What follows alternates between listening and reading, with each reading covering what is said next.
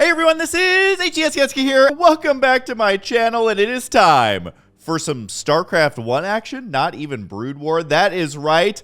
This is going to be an epically long video. I'm going to play through the entire Terran campaign and see, can you beat StarCraft 1 with only making Marines and SCVs and buildings, of course? And we are going to answer that question. I actually got a couple of requests to do something like this, and then I was like, I wonder if anyone else has done this before. So I literally Googled it, looked it up on the old YouTube, and there are a couple of people who have done it. One that kept popping up, his name is Giant Grant Games, and he has a channel where he does a lot of really fun and interesting stuff like this. He's done it with Zerglings, he's done it with Zealots, he's done it on StarCraft 2, he's done it where he doesn't even make any buildings. He has done so many variations of this, and I don't think I have the skill and possibly even the patience to do some of the stuff that he has done. So a big shout out to him for really taking this game very seriously. But basically, we are going to be playing through the Terran 1 campaign. I have previously recorded these, and I'm just going to be kind of literally commentating the games. I think this may end up being over 3 hours long, something like that. I am honestly not sure. But one thing I do want to say is I will be leaving in the entire campaign, including the cinematics, because you know, I don't have my StarCraft 1 playthrough up anymore, so this is kind of doubling as a playthrough and a seeing if I can actually do it. Welcome to Marsara, Magistrate. The equipment demonstration you requested is prepared and may be initiated at your convenience. Simply select Start to begin the demonstration. You may skip the demonstration by selecting Skip Tutorial.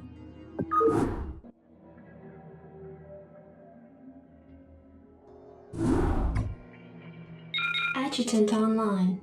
Good evening, Magistrate. I'll fill you in on what's been happening. Confederate traffic has increased substantially within the system due to the recent Protoss destruction of the Chao Sara colony.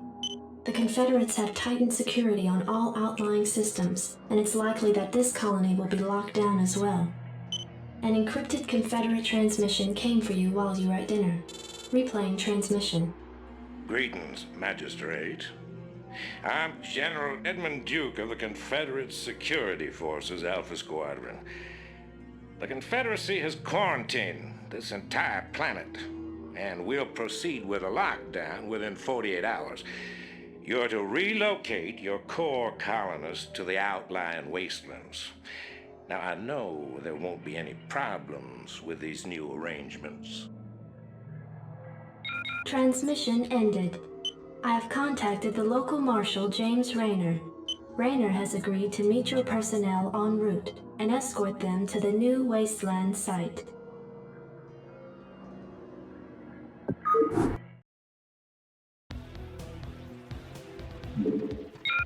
Jacked up and good to go. Let's move. Orders, Captain? Orders received. Can't believe I'm being sent to the wasteland. These Confederates think they can push anybody around. Orders received. Standing by. Anytime you're ready. Howdy, boys. I'm Jim Rayner, marshal of these parts. Alrighty, so while this mission is getting underway, we are going to lay some ground rules. A, I can only make Marines, SCVs, and buildings, and if the mission requires it, I will make dropships, because there are some missions where you actually have to use the dropships. And also, I'm going to be leaving in the cinematics, like I said. I'm going to be leaving in the character dialogue and all of that, because at the end of the day, I kind of want this to be a StarCraft 1 playthrough, so there is an archive of me going through and beating the game, which I have done probably a dozen times at least in my life. But not only is it a campaign playthrough, I am going to be showing exactly the strategies I had in mind. And once I saw that other people had done this, I immediately closed YouTube, opened up StarCraft, and basically, here I am playing it right now. I didn't want to spoil it for myself, so I'm not doing this the most efficient way. I'm not doing it the best way. I'm not doing it a perfected way. I may even be doing it in the worst way possible, and that is the fun of this video. There will definitely be some games where I mess it up. There will definitely be some games where the strategy is not ideal, and the way that Grant did his videos is he kind of recorded all the games and then it seemed like found the perfect way to go about beating the levels, and then he kind of explains it and kind of, I don't want to say skips through the levels, but he doesn't dwell. Like, I think his videos are like maybe half an hour, so literally 1/10 the length that this video or series is going to be. And I kind of want to do it just a little bit different, have a little bit more fun, not super heavily edit it, and just kind of give you my thought process as I'm going through these missions. Now, the only thing I have working in my favor is, even though I haven't played through the campaign in probably 5 to 7 years, I do remember some of the levels, sort of. So I know that this level, for example, is like super basic. There's not a whole lot going on. I think you just need to make some Marines and all that. And this is an example of me not doing it absolutely perfect. Apparently, the Marines that you start with count towards that 10 you have to make. So even though it says make 10 Marines, you have to have 10 Marines total. So losing a couple of them and exploring around the map is actually slowing it down a little bit. But of course, at the end of the day, it's not that big of a deal. So essentially what I'm going to try and do for these missions is, a lot of times you either have Jim Raynor, you have Kerrigan, you know, you have these different hero units. They are going to be tucked away in a corner and hopefully not attacking units. So Jim Raynor up here, he really wants to be doing something, but instead I just put him on the world's tiniest patrol so that he feels like he is contributing to the battle. Of course, he is not. And yeah, I mean, that's basically how it's going to go. Marines only. If it spawns with more units, like fire bats, some missions you start with fire bats and drop ships and wraiths and even some battle cruisers, I feel like at some point, I will kill off those units just to free up supply and basically just make lots of Marines and such moving forward. So the very first missions are extremely slow. So it will be me really trying to stretch this out, trying to get something interesting. I mean, this mission is literally get up to 10 Marines, which I have 7 of 10 right now, and there are basically no mineral patches. But it is kind of funny in my mind how StarCraft 1, the missions start out so basic. So basic. We were so young when this game came out, you guys. But as, of course, you work your way through and you do the other campaigns and you work your way through Brood War, and you guys saw some of the StarCraft 2 playthrough on my channel as well. Look at that. We are victorious. So easy. First mission, absolutely crushed it. So we'll just jump right into the next mission, Backwater Station. Receiving incoming transmission. Comlink established. Hey, what's up, man? Got your refugees tucked in nice and tight. Provided you can sidestep any more surprises from our Confederate friends and we can keep them away from those critters, they should have an easy time. Priority alert. Backwater station under attack by unknown alien organisms. Distress beacon activated at 0658. Alerting Confederate headquarters on Tarsonis. Stand by for incoming transmission. We've already received the distress beacon from Backwater, and we'll take care of it. You just sit tight. You'll be notified if there's anything we think you need to know. Damn! Listen, if we wait for Confederate reinforcements, that station's dust. I'll head out there now and do what I can. You send in some militia, and we'll save those folks. Trust me. Glad to see you, boys. Time to kick some serious butt. Once again, we are given Jim Raynor on his little motorbike, which was always so misleading that they would make him the hero unit, and then the Vulture is like one of the most difficult units to use as a beginning player. Yes, I know if you're like a super pro player, it is something that you eventually learn how to use quite well. But for the average player, messing up Vultures was a no-go. I can only imagine trying to beat this game like only using fire bats or Vultures because they can't shoot air. So that would definitely be a challenge as well. I mean, we'll see if I can even get through the Marines, which I feel like out of all the possible ways to do this, like Marines are kind of one of the easier ones. Because when it comes to Zerg, doing Zerglings, they can't attack air. Doing Zealots, they can't attack air. With Zerglings, they're fast, but obviously they die in like 0.1 seconds. Marines are a little bit more robust. And then the Zealots, well, they're quite hardy. They have the worst pathing ever, and trying to mass them out. I mean, they're so expensive, so you'd have to have lots of minerals. So we'll see how this entire playthrough goes.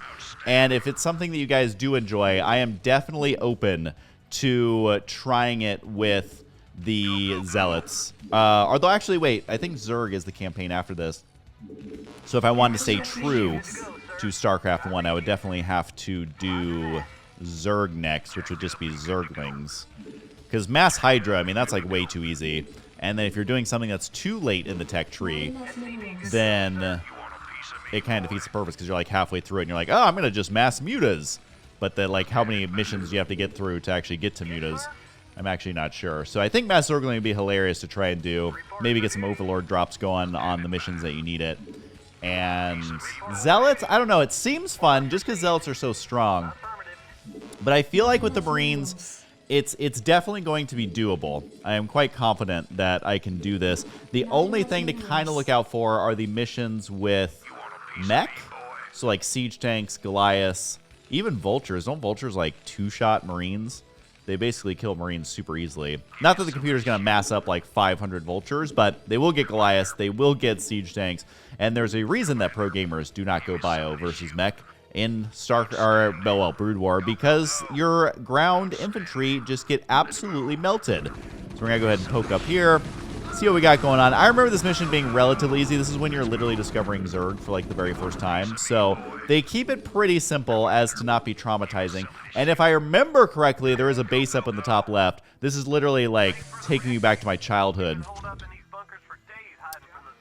Literally hiding in the bunkers for days, they say. But yeah, it kind of gives you another base right here. Quite a bit of resources for such an easy mission, and can't use those fire bats or anything, so you guys got to come over here, and we just got to get rid of these guys. That'll free up the supply.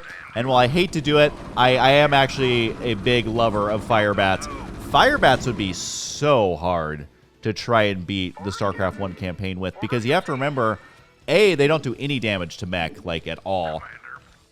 I mean, they're good against, like, what, Zealots and other Marines if you can get them close enough. But the thing about fire bats, other than they can't attack air, there's no medics in StarCraft 1. That is only in Brood War, which, not a good situation to be in. I mean, as if the fire bats were bad enough, they can't even get healed. And so, again, I'm not going to be trying to do this as a speed run. Some of the missions you'll actually see, I actually enjoy kind of exploring around the map. If I feel like it literally is not going to be the reason that I lose, I definitely like to explore around the map and see kind of what they have going on. And you know Blizzard, they're always hiding stuff on their maps, and it's kind of nice to, like, actually enjoy the game and have fun with it, as opposed to just trying to rush through it and complete it. And at the time of recording this, I'm still actually working my way through the StarCraft 2 campaign, or Legacy of the Void, rather. And even with that one, I kind of made a decision that I don't need to rush it. I'm literally just going to have fun. That's the entire point of gaming, which I know I've been saying a lot lately. And, like, Dragoons are one of my favorite units from StarCraft, and obviously you don't get Dragoons in standard StarCraft 2, but the fact that you can do it in the campaign, you can mass up those Dragoons. They're so slow. They're painfully bad against splash damage because you literally can't split them. They're just stuck together. They're slow, but it's just so fun. Like, for me to do the playthrough massing mostly Dragoons and losing battles that I should be winning, that is kind of a great joy for me, and I've always had fun playing through the campaigns. And if you guys remember this channel, youtube.com/Husky, literally I would play through so many campaigns.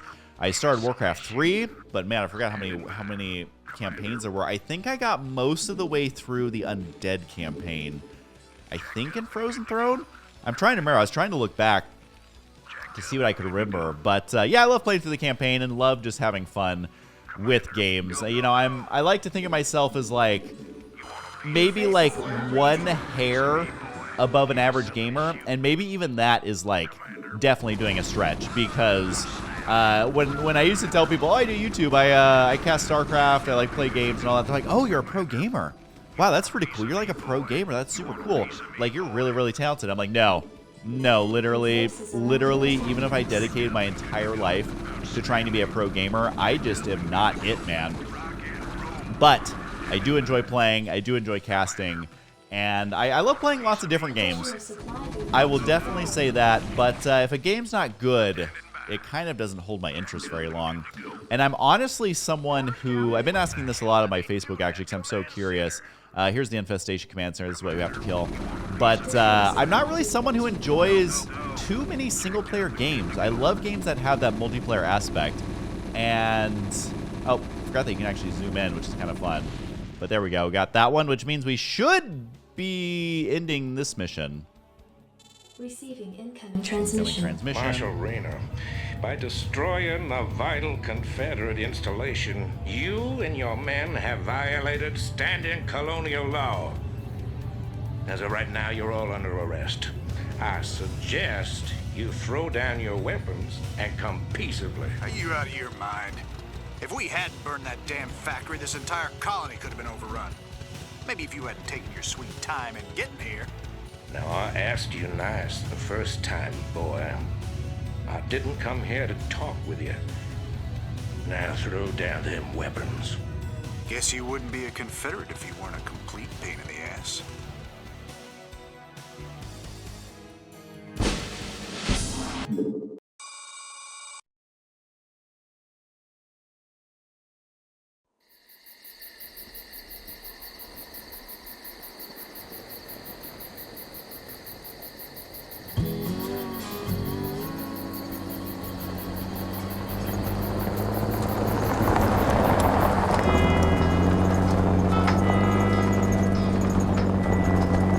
Sarge, why we always gotta listen to this shit for anyway?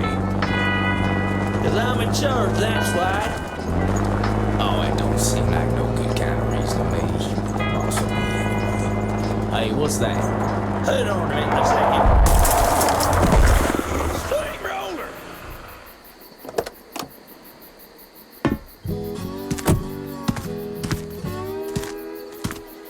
Looks like you mashed some poor fella's dog, Sarge.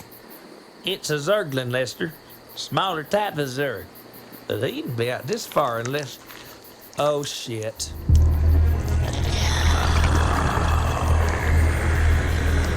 I love you, Sarge.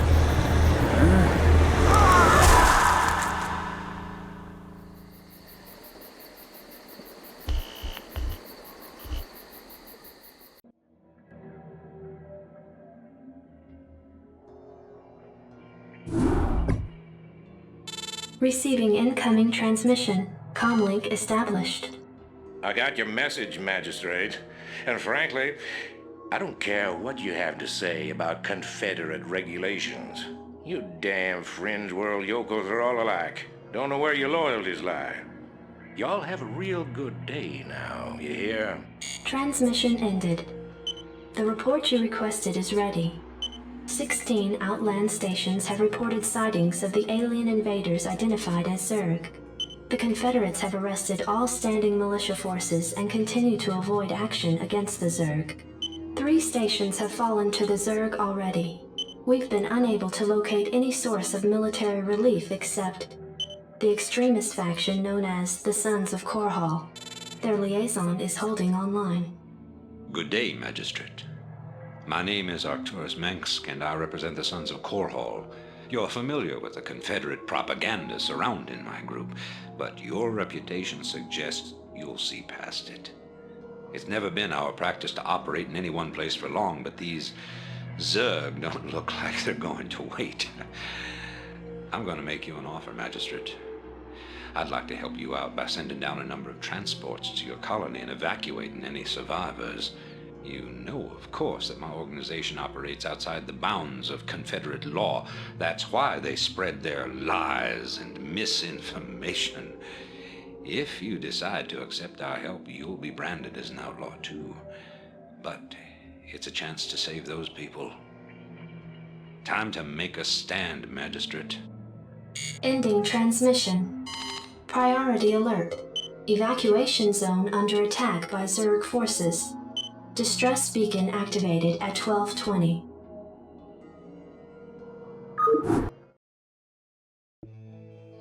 Hey, this thing's on fire! You ought to send an SCV out here to repair it.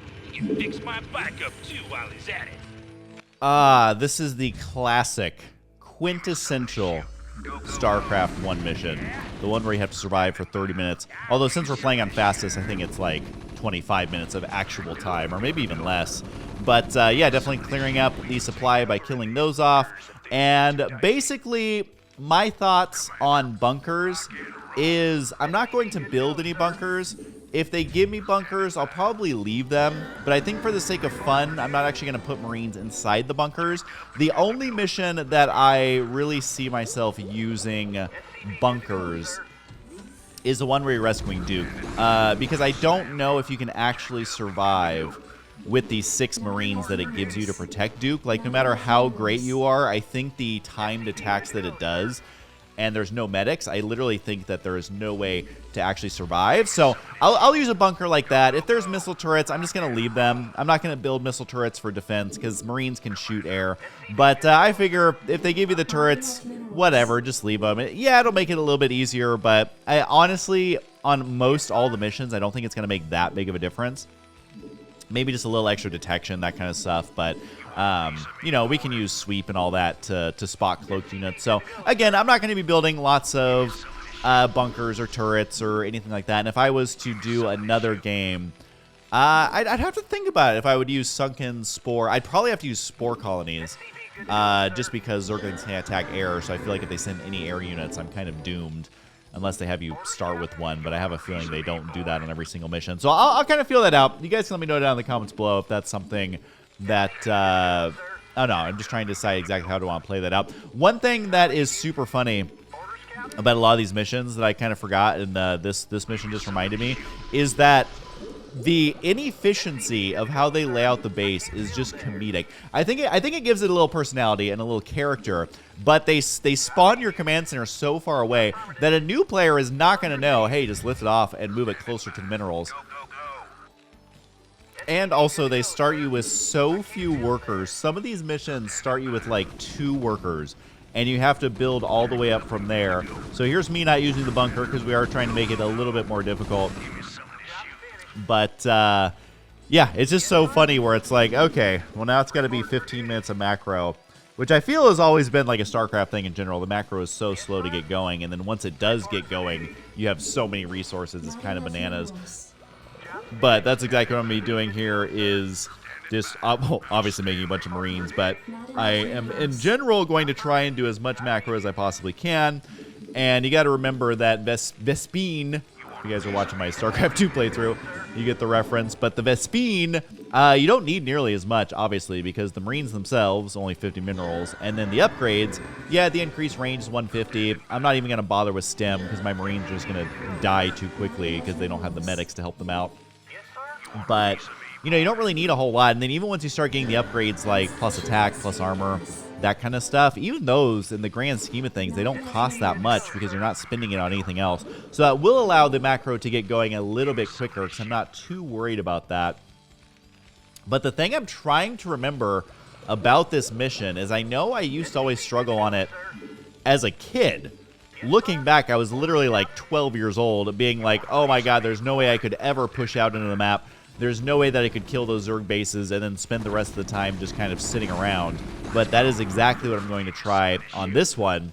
And it's kind of ironic, or silly, I guess. I don't think ironic is the right word. I never use that word correctly. But kind of silly because playing it as a kid, I could make anything I wanted. But I think that's probably only, what, vultures and Marines and fire bats? I can't imagine. I don't think they give you any other unit on this map. So honestly, going Marines is probably the most efficient thing that you can do because I don't even remember if they give you spider mines or not. So I am definitely going to try and push out. And again, it's because I'm not trying to do the easiest, most straightforward thing. I'm honestly just trying to have a little bit of fun with it. So we'll see exactly how that plays out as the game progresses. But I think I can do it. I mean, I feel like the last time I played this, I could easily take over the map. Again, I wasn't doing just Marines, I don't think. But I think that I can definitely do that. And there's just something about this mission. Like, when you're just learning StarCraft, you have to imagine, like, go back. This is what? The 3rd mission that you have ever played in StarCraft? And it's like, oh, now you have to survive wave after wave of attack, which back then the waves felt super intense. But now it's like, oh, I put guys on the ledge. That Muto literally just flew into me and died. These Hydras are not going to stand a chance. We have the defender's advantage here on the high ground. Like, once you know all the little tricks, it goes from, like, terrifying to just hilariously simple. So hopefully I can actually push out. But like I said, you know, I want this to be more of a casual, I've never made a video like this before. I don't think I've ever made a gaming video that is 3+ hours long. And again, if I tried to speedrun the campaign, I mean, I don't know what the world record is. Maybe you guys can look it up on how quickly someone can beat the StarCraft 1 Terran campaign. Although maybe they don't even measure it that way. Maybe they measure it in all the campaigns combined. But I'm sure it's 1/20th of the time that I would be doing it. Although you can't rush this one because it's literally a set time. It will not let you win until that timer runs out, which I think is the only mission. Again, I'm trying to think back if there's other missions like this where you have to survive for a set amount of time. But I do know that this one is just such a classic. I have so many good memories on this map, and I literally remember losing games. Which looking back, I don't know how that's actually possible, because literally all you have to do is repair the bunker that they give you, and you're totally fine. But man, those were the days. Still learning the game. And at this point, it's basically just mass Marines, mass Marines, mass Marines. But I am starting to feel a little bit confident here with the amount of Marines that I have. And there's just something so satisfying about these Marines marching out across the map.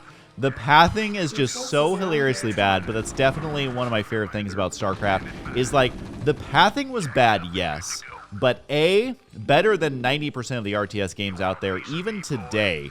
Yes, I dare say that, even today, it beats a lot of the pathing, and it also kind of, I mean, you guys know this, but it keeps the units spread out. It makes it so you really have to micromanage them more often. You have to babysit them more often. But it kind of leads to more fun engagements and more satisfying engagements if you can actually pull it off. Because there's one thing that I never really liked in gaming, and that was a game that is hard simply because it's designed poorly. Or like the controls are poor, if that makes sense. I think that's one of my biggest pet peeves in gaming. I'm someone who can find the joy in most any game. You know, I'm not the type of person who, you know, pre-orders a game. It's okay. It's not what we wanted. I'm not the one who's going online and making videos about, you know, they stole my $60 or whatever. You know, I can honestly find the fun in most games. And especially, you know, as more time goes on, I'm like, you know what? Just enjoy the game. It's not the end of the world if the game isn't exactly what was your expectations or even what was promised. I don't know. That's just me. I just kind of have a different outlook on life these days. But anyways, like, if you think of, like, what game was it? Was it on the Super Nintendo? Or the NES? Is it Ninja Gaiden? Or which game was it that was, like, literally impossible? And I feel like part of it was the controls were so bad. But I don't know. I feel like the original StarCraft and Brood War kind of walk this almost impossible to recreate line, where yes, the pathing isn't great, but it's good enough that you're not getting too crazy angry at the game. And for the most part, you're still losing because the other player outplayed you. Yes, sometimes Dragoons get stuck. Yes, sometimes your tanks get stuck. Yeah, yes, across the board. Totally get it. But they somehow have walked this, like, really fine line. And I honestly don't even know if it was intentional back then, but, you know, they made a freaking great game. So kudos to them. But yeah, anyways, just moving around this many units is hilarious. I kind of have always wondered, and I'd be curious on your guys' thoughts too. Like, you know, obviously StarCraft 2 has the death balls, and I think in general, people think that the death balls aren't the greatest for longevity in a game, because it basically just means you mass up a bunch of units, you select them all, you attack, move, and whoever has the biggest death ball wins. Obviously, at the pro level, that's not the case, but I feel like the average player, you know, they're not even playing multiplayer, let alone, you know, playing at that level. So I'm kind of curious, like, in StarCraft 1, if you could select, my dogs are chiming in on this as well, I'm not sure if you can hear them barking, but if you could select every unit, would that make the game less fun or more fun? And would it make the game completely imbalanced? Like if Zerg could select all their units, or Terran could select all their units, or Protoss could select all their units, would that make one of the races more broken? And would it mess up the entire balance of the game? Or would it just make it more fun? I kind of wish there was a way to kind of break it and just to try it just once. Just once, just so we could know. Like, imagine if I could select all these Marines. And again, it may take away some of the quirkiness and some of the charm of the original StarCraft. But still, I think that it would be super fun to try out and just see. I feel like Zerg, again, I don't know if it would be overpowered or not, but, I mean, have you guys tried moving around like 100 supply of Zerglings? It's literally a nightmare. That's 200 Zerglings, man, and that's only half your supply. Imagine if you had 200 supply. 400? No thanks. You can only select 12 at a time. 400 divided by 12. I mean, I'm not a genius when it comes to math, but that is a lot of units to select to get moving. But anyways, right now you can kind of tell I've basically moved out across the map. I'm having fun just kind of destroying everything. And at the end of the day, they don't have that many sunken colonies. Like this thing's not even going to attack me. So it's super easy. And used to be so intimidated to do this. I remember as a kid literally trying to push out and having my army constantly get destroyed. And then I'm watching this and I'm like, you know, I was just doing it all wrong. I was doing it all wrong back then. I got a multi-prong attack going on. I'm feeling pretty good about myself. I'm still leaving some units back to defend because you got to remember, while I do remember the basics of each map, I don't remember everything. So I don't know if there's timed attacks where units randomly spawn and attack you. I don't know if there's, you know, things where they're like, oh, your base is massively under attack. And if you had defenses, you'd be fine. But, yeah. So I'm going to try and be playing a little bit safe. Although it may be coming from when I was playing StarCraft 2. If you guys have been watching my campaign, A, thanks for the support. And B, it is pretty hilarious because I literally am playing it on hard, which for someone who doesn't remember a single thing about the campaign, hard is honestly just hard enough that you can actually lose if you mess up. And so I've been starting to get kind of paranoid in that playthrough where I'm like, you know what? I'm just going to build cannons because at the end of the day, I can probably find more minerals, but I can't find a new base if my main gets destroyed because I don't have a few cannons. So I've been dropping down cannons a lot in that just to be extra safe. And again, it may drag the mission out by a couple of minutes because it takes longer to get the, you know, to get the units that you need to win. I get it, but I did lose a couple of times because I didn't have cannons and I was using my super slow Dragoons. And by the time the Dragoons get back, it's just traumatizing because they move so slow.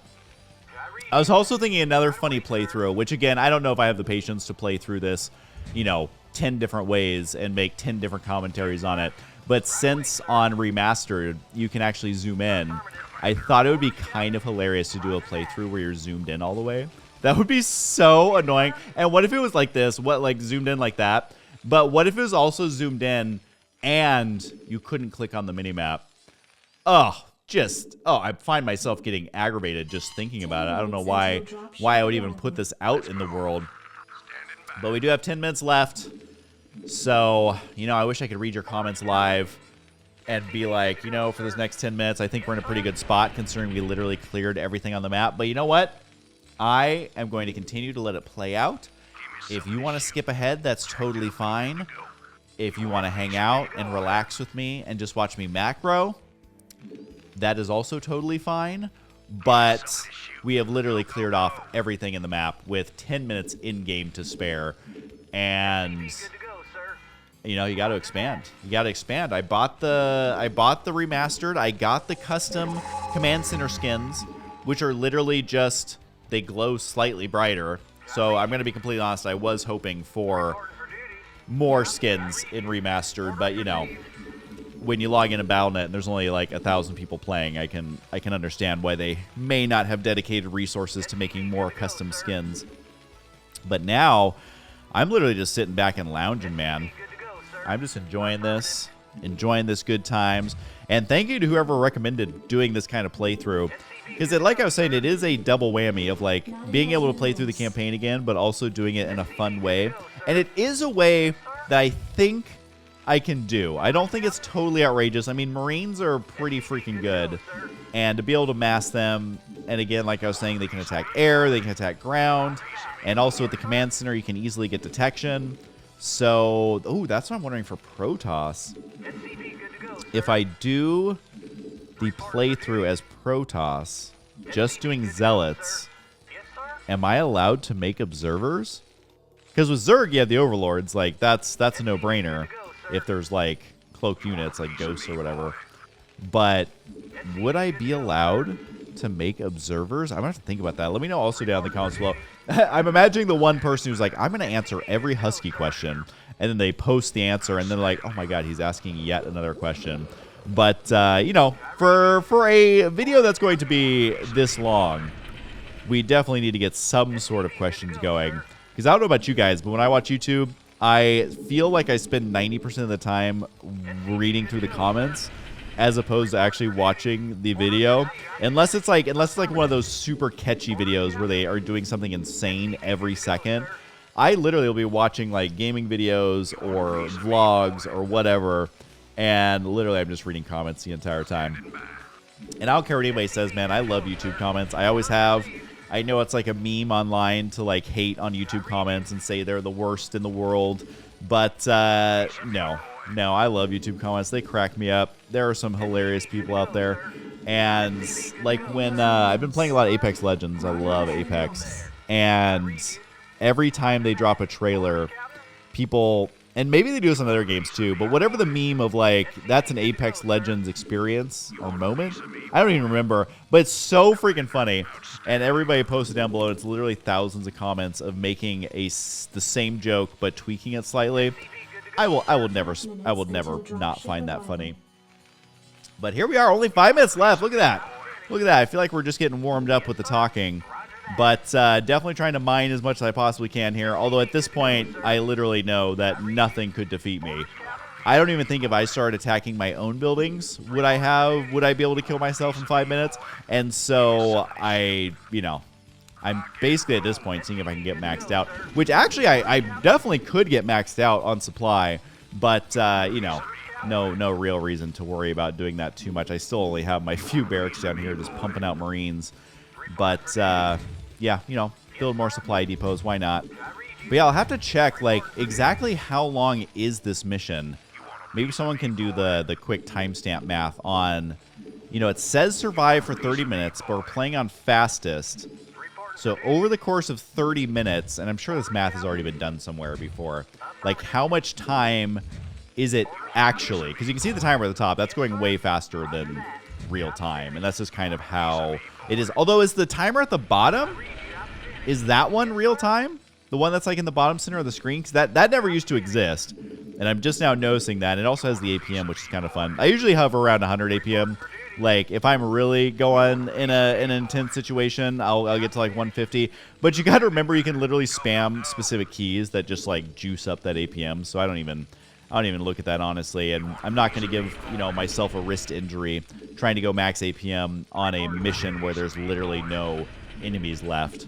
It's like, it's like you're playing a football game and you're up by 57 points and there's only 2 minutes left in the game.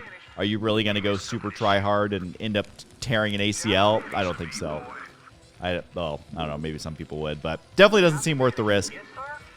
But again, not the most exciting mission, but for those of you who grew up with this game and remember this mission being hard when you were a kid, there's just something so satisfying. It's like revisiting your high school bully and realizing that you are now 6'5", and somehow they're only 5'4", and they literally run away from you in terror. That is what it feels like to play this mission again and to completely own it with, 191 supply. Here's Tracy's Armory, which is kind of funny that I guess she sells power armor. I mean, Hoverworld is in there. That's kind of cool, but pretty freaking awesome. This one's like some sort of bar, right? I can't really read it on my screen. Maybe you guys have better luck with a bigger screen. I'm actually kind of on a small screen. 1 minute until dropship arrival. Well, I hope it is much more than one dropship, because do I have a whole lot of Marines that I need to be bringing to the table. So I hope that you guys have that. also I feel like my building should be able to fly into space. Do you guys know, in the Terran lore, can their buildings fly off of a planet, like, into space? I know, like, gameplay-wise, like, you can play it on space platforms. But do you guys know the lore? I'm someone who never pays attention to the lore, or what is canon. I literally don't at all. I wonder if, in the lore, these buildings can float around in outer space. Because they never really talk about it. They never talk about it, but maybe they mention it in one of the books or something. Strap yourselves in, boys. All right, well, there's the win. I thought they were going to say more, but it was literally just strap yourselves in, boys. 3 dropships is not nearly enough. But I did manage to get max supply right there before the end. Obviously, I could have done it quicker, but again, this mission is super casual. It doesn't even spawn any additional units or anything to actually attack your base. So let's go right to the next mission, the Jacobs installation. So this one will be mission number 4. Your tenure as Colonial Magistrate is suspended, pending an official investigation of your affiliation with the Sons of Korhal. Receiving incoming transmission. Hey, man. Arcturus's boys sprung me from the prison ship. Apparently they're as frustrated with the Confederates as we are. I know their reputation, but they seem to be on the level. I think Arcturus wanted to speak with you. Commander, Mar Sara is almost completely overrun by the Zerg. The Confederates are abandoning the planet, and so are we. However, there is one thing I'd like to do before we leave. I want you to raid this colony's Confederate outpost and retrieve whatever design or weapons schematics that you can find in their networks. With the chaos of the Confederates' evacuation, you shouldn't have any trouble getting in or out of their installation. I'm into it. Now, this one's going to be interesting, because this one is the one where you're in the installation. We're stealing those security tapes. I don't remember the layout of the map at all. And you can tell in the top right, look at that. The resources, the best bean is at 0. The minerals, they don't even register. There's literally nothing on there. Now, I'm kind of torn on this one. Does Jim Raynor count as a Marine? If you're playing on Marines only, does he count as a Marine? Because he is like the Marine unit, but he's obviously super juiced up. So I'm going to try it first without using Jim Raynor. I'm going to see if that's actually possible.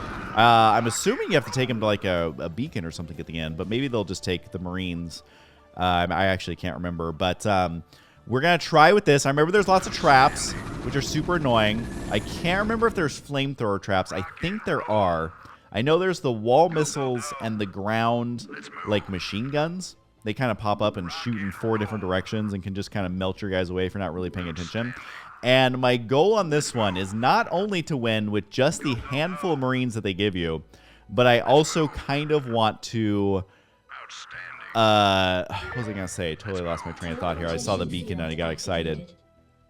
Yeah, I'm going to try and do it without Jim Raynor.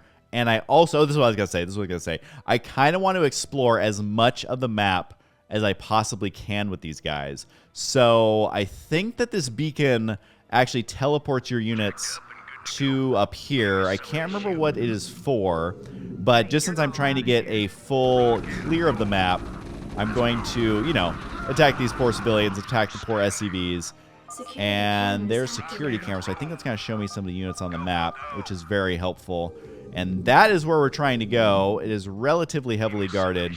Everything else I feel like we can handle. Because firebats, yeah, they do eat Marines for breakfast, but the problem is that they actually have to get up to the Marines, which, given, you know, the bad pathing, which is the topic of the hour here, we can usually avoid that. But I don't know, because I'm down firebats, I'm down Jim Raynor. I don't dare use stim, because that's just going to basically kill my entire army, because, again, there's no way to heal them. I'm trying to remember if there was even any medics in the campaign at all, but I think that medics didn't even exist obviously when this was made, so I don't know. Definitely not going to use stim right now, but hey, at least these SCVs aren't very combative. You know, if they program them differently, every little bit of damage that I could be taking from those SCVs would be pretty annoying. But I'm also trying to remember, like, if there is Zerg on this map or if it's just Terran. Right now, it's basically just a bunch of civilians, which again, I'm just clearing the whole map for fun. If I was trying to do it perfectly or trying to do it much quicker, I wouldn't do this. But I'm genuinely curious. Can I clear out most everything on the map and manage to finish the game how I'm supposed to? There's those floor guns. Thankfully, they die pretty quickly.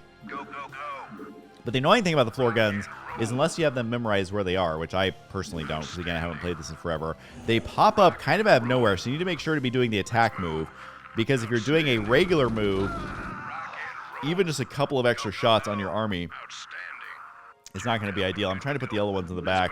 I mean, who am I kidding, though? My micro is not good enough to keep anybody alive. It's mostly just a attack move situation. But so far, we're getting the first shot off on most of these guys, so they're only able to return a single shot or two, which means the majority of my army is looking nice and healthy-ish, except for those two guys, you know, somehow have a damaged gun. But, oh, Goliath down there. I don't know if me engaging this is actually the best idea. Although I would have the high ground advantage. If I can prevent him from walking up the stairs, this would actually be a very fortuitous angle, because that Goliath, yeah, he's missing several of those shots. And those are the shots he needed to make it happen. But again, I don't even need to clear that stuff out, I don't think. I don't think I need to go that way. It probably encourages you not to go that way. There we go. I like to put Jimmy on a slight patrol.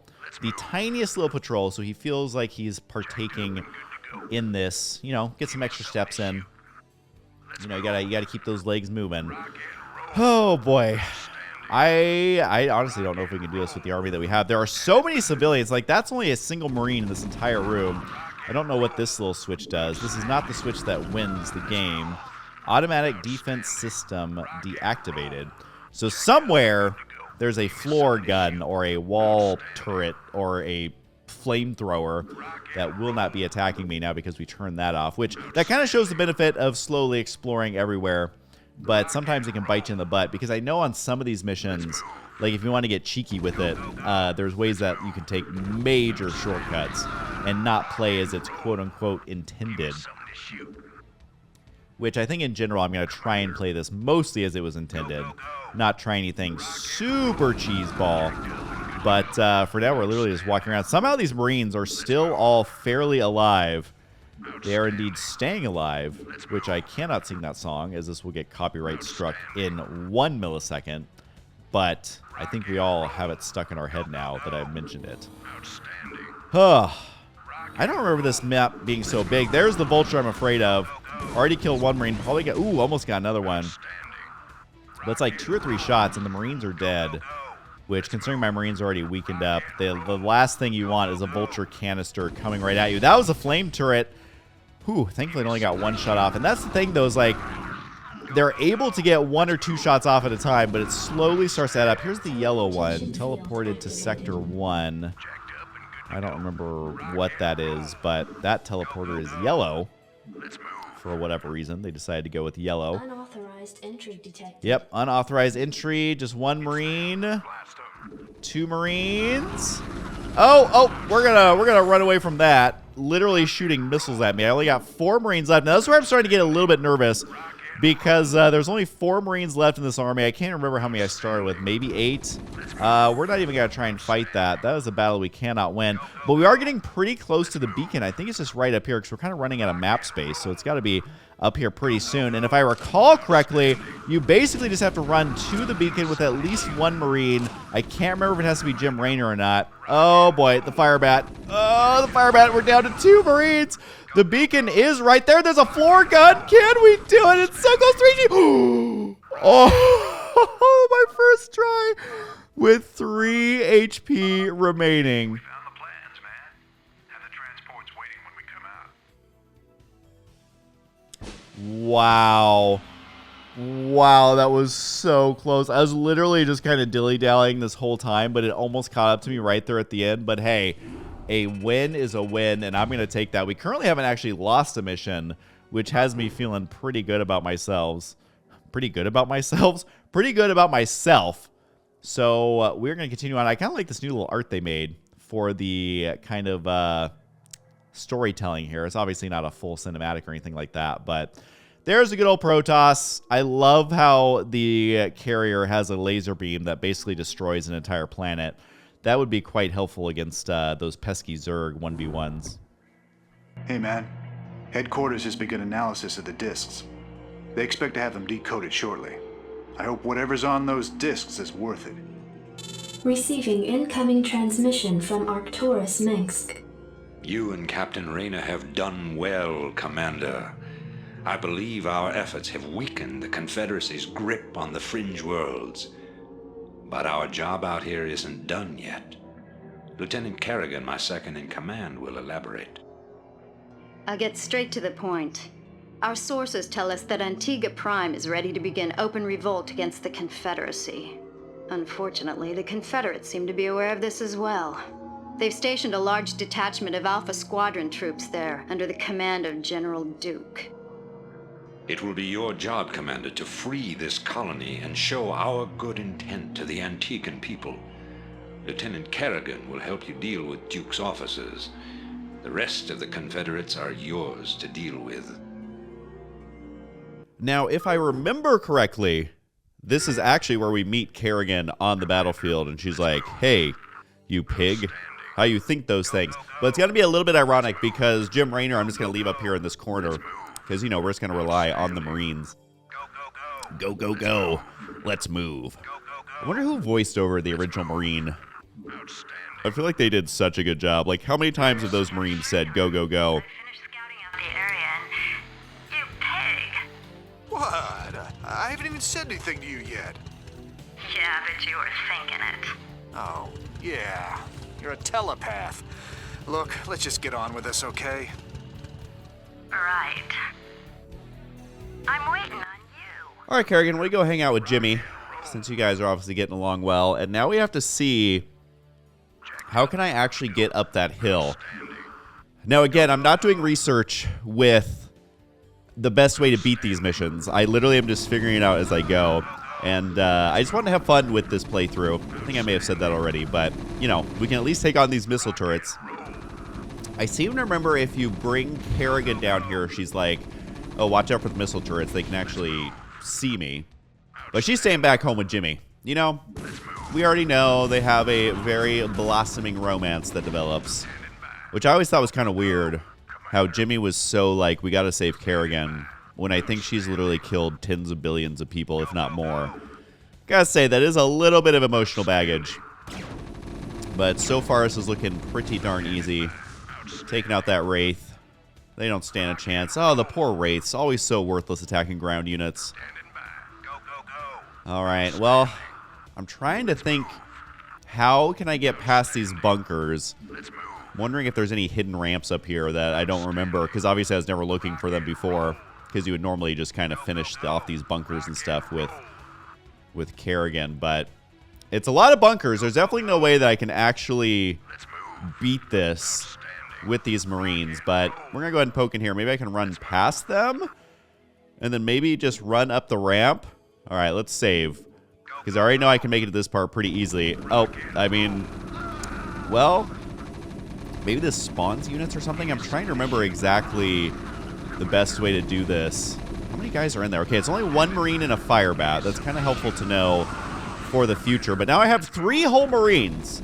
So I may have to use my save file, because attacking the bunker head on. What's that Marine in the back doing? Come on, Pathing. There you go. He's getting so antsy. He just wants to run back and forth. And that. This isn't going to happen. And a Wraith. Very nice. All right. Well, let's try this again. Thankfully, saving this game is actually quite helpful. So I'm wondering if I just run past this first bunker. Oh, man. They have the range. They can already hit me all the way down there.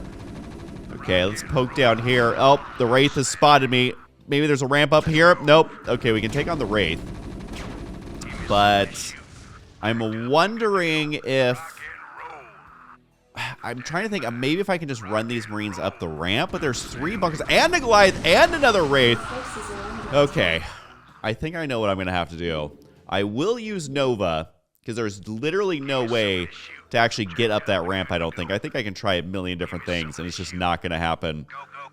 So we'll try one more time. I really don't think I can make it up that ramp. Even walking in a single file line, making a mad dash for it right there. Not even close. Even the fire bat is like, what is this guy doing? So what I'll do is I'll load the game. I think what'll be best is if I run Nova up the ramp, she'll probably survive. And yeah, bring Kerrigan to the command center. Okay. And one thing I always forget to do is actually read the mission objectives, because it's like you kind of get the idea of what the mission objectives are. Like, obviously, it's like, you know, find a base, kill the enemy. But I always forget, like, well, we have to use Kerrigan anyways for this part. So as long as she's not attacking, I think running her up the ramp is okay, because you have to do that anyways, and it literally is the only way to make this happen. Otherwise, I'd have to have Kerrigan fight. I'd have to have Jimmy fight, which goes against the ethos of what we're trying to do here. Oh, yeah, there we go. Now it's telling me about the missile turrets. Okay, let's see what we can do. She's pretty robust. She only takes a couple of damage per shot, so I think if I come in from the south side, I don't think there's a missile turret super close, so I should actually be able to just kind of waltz right up in here. There we go, and hopefully there's guys in these bunkers. I honestly can't remember. I've taken care of business on this end, Commander. I think the Antigans are ready to back us up, too. That's right. We've tolerated these Confederate goons long enough. There we go. This is definitely something that we can work with. Oh, actually, these bunkers are full. And I'm glad it was, because I almost accidentally put Kerrigan in the bunker. Thankfully, since she was cloaked, she doesn't actually attack anything. Kill this rate to free up the old supply, get these SCVs working. But, okay. Thank goodness they give you bunkers with Marines, because this would be pretty annoying to have to make units. And again, this is the terrible macro I'm talking about. They literally give you, like, what, 2, 3 SCVs, and that's it. But that is all good. Confederate strike force advancing on our position. Well, they're not wasting any time.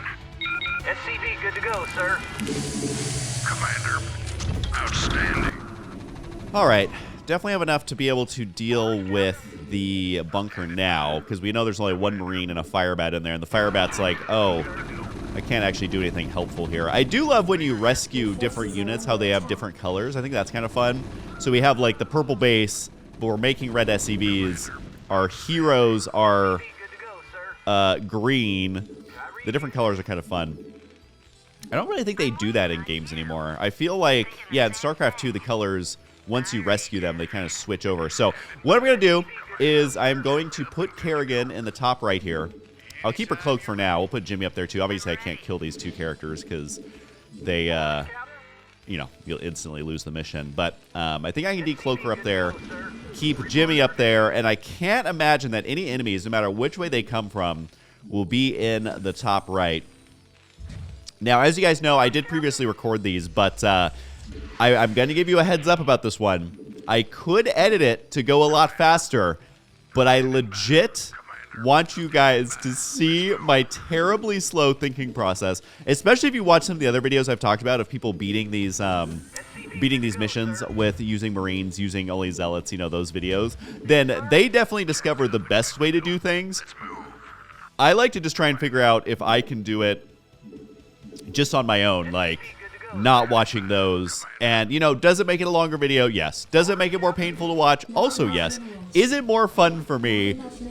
I don't even know if I want to say yes, because there'll be times on these missions where I'm like, oh, literally, if I just would have watched this video, I could have recreated it. But, you know, I find it more interesting to try and do it on my own. And so anyways, the reason I'm saying that is because one of the things I remember about this mission, well, I guess there's main 3 things that I remember about this mission. One is that there's an expansion at the south side of the base, so I'm going to take that pretty quickly. And I remember that it's just minerals. 2, I basically remember that you have to rescue this base, and there should be enough money to make this happen to basically make a ton of Marines. But the main thing I remember about this mission is that you have to use dropships to get to the southern side of the map. Now, I thought that that was the case, and so in this game, you'll see me start basically teching towards dropships, because, like, how else are you going to get to the island? You literally need air units. However, I think we all know that Terran has buildings that can fly. So you'll see it a little bit later, is I attempt to fly buildings down to the south. I have this epiphany, like, halfway through the mission, like, wait, I don't actually need dropships. Maybe I can do this with buildings. And so I do attempt that, and that is what you'll see me attempt later. I will not spoil it on if it is a terrible idea or not, but still super fun. It looks like those guys are just kind of hanging out down there. I feel like I'd probably take those, but I'm still not super confident I have enough units to defend if they attack. Because I basically am just going off memory of when I used to play this game, like way back in the day, literally as a kid. I'm trying to remember if they attack from the north. I seem to remember that they like use dropships and stuff to do that. And then at this point, you literally see my thinking process. I'm like, you know what? I'm gonna go try hard. I'm gonna delete this video, or not delete this video. I would never do that. I'm gonna delete this building and make room before a command center up there. But then I'm like, oh shoot, wait, I actually need to make dropships. And then I'm like, oh shoot, wait, do I? And so it's the thinking back and forth, and that's what's kind of fun about the approach to this. Is like, obviously, if you were just playing the game, you would never destroy your own buildings, you would never destroy your own units, and so it's just hilarious trying to figure this out in real time. So there will definitely be some like head scratchy, pulling your hair out moments that just don't make sense. But it's literally because I'm trying to think of this stuff on the fly and not mess it up and not have any other units attack and not make any units that I don't need. It's a little tricky. So if you guys want to make fun of me, feel free. I'm definitely making fun of myself literally in real time. I was making fun of myself as I was playing this, and I was making fun of myself literally right now because it's so silly. So one thing about these maps is, again, the macro is so funny that they set you up with. But usually the game AI doesn't attack you that much unless it's scripted, and especially on the original StarCraft, because you have to remember this came out when no one had really played the game before, obviously, or even played a game like this. Really the only game that was super comparable, like maybe Command & Conquer, maybe like Warcraft 2, but trying to make some more room here. But really, obviously, no one had played StarCraft. So back then, these missions were tough, but obviously the game's been out for like 150 years. Can I please place these correctly? Definitely need the space right here to make more.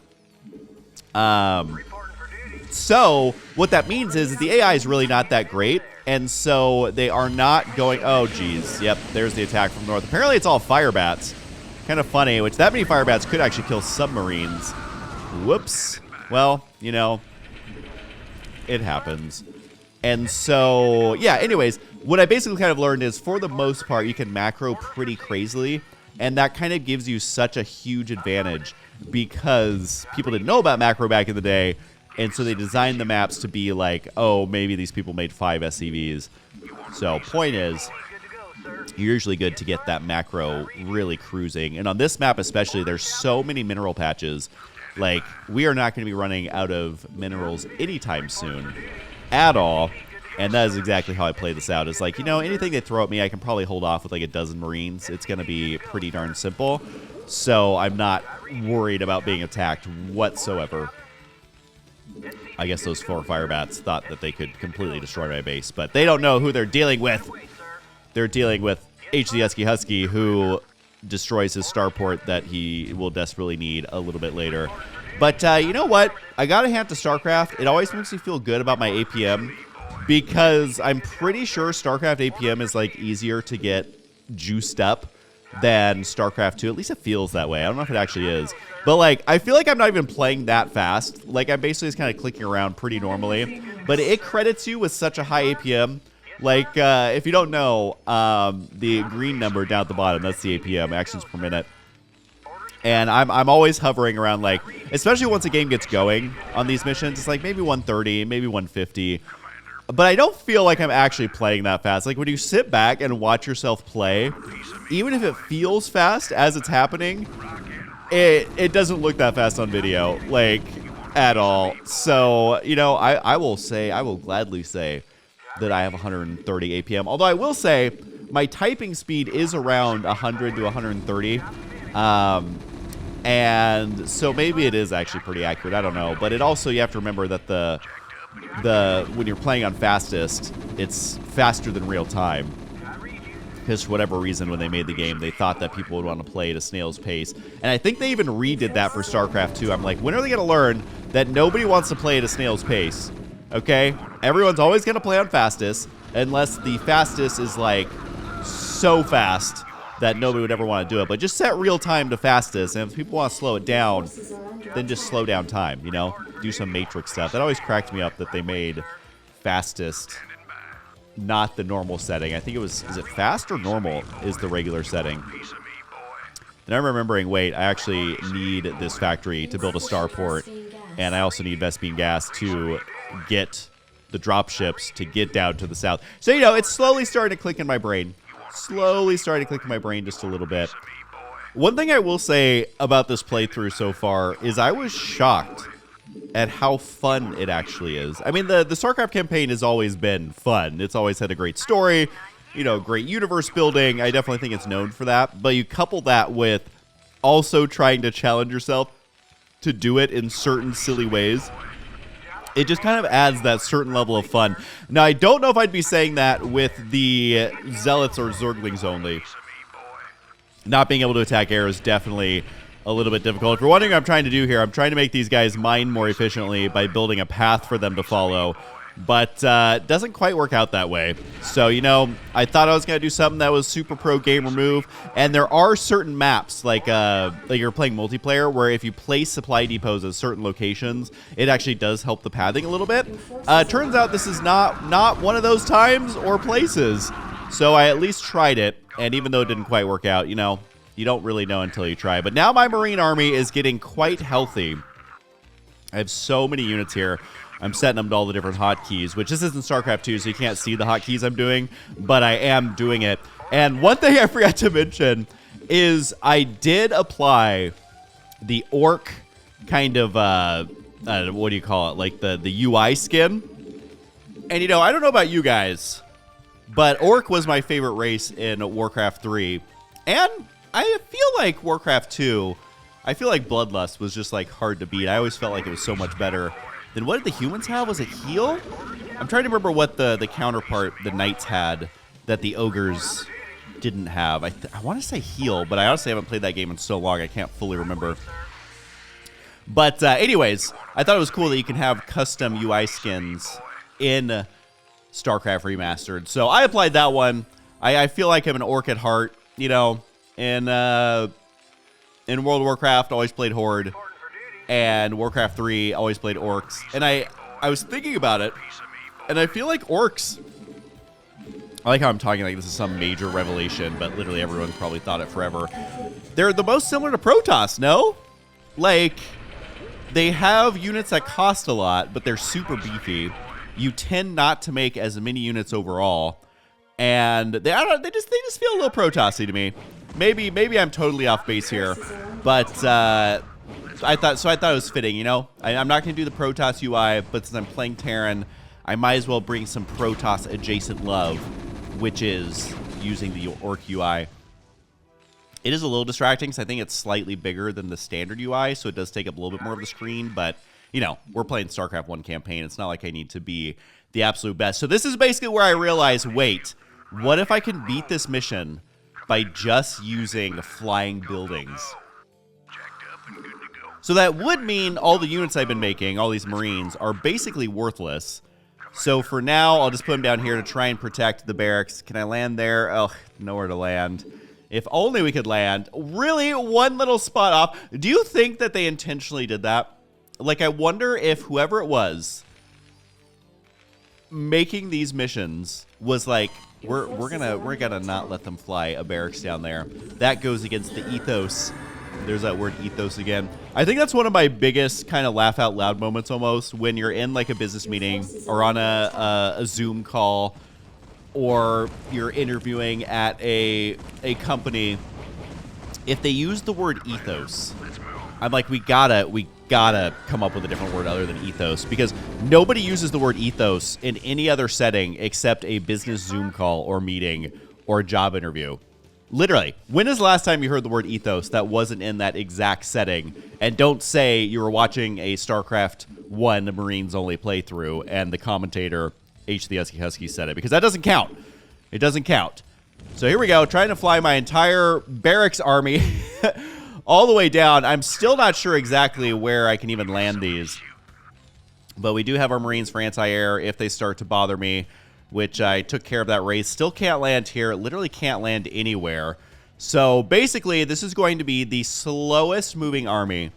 And again, I could edit the video to cut all this out, but you know, is there anything else you'd rather be doing with your time than watching the world's slowest barracks move and get sniped by Goliaths and Wraiths, which do a ton of damage to air units, which basically is what this flying barracks is right now. But basically the conclusion I'm coming to is probably landing in this exact spot not going to be the best. So we'll take care of that Wraith. Hopefully this Goliath is a little too dumb to realize that he can come down here and attack me, but I don't think that's going to be the case.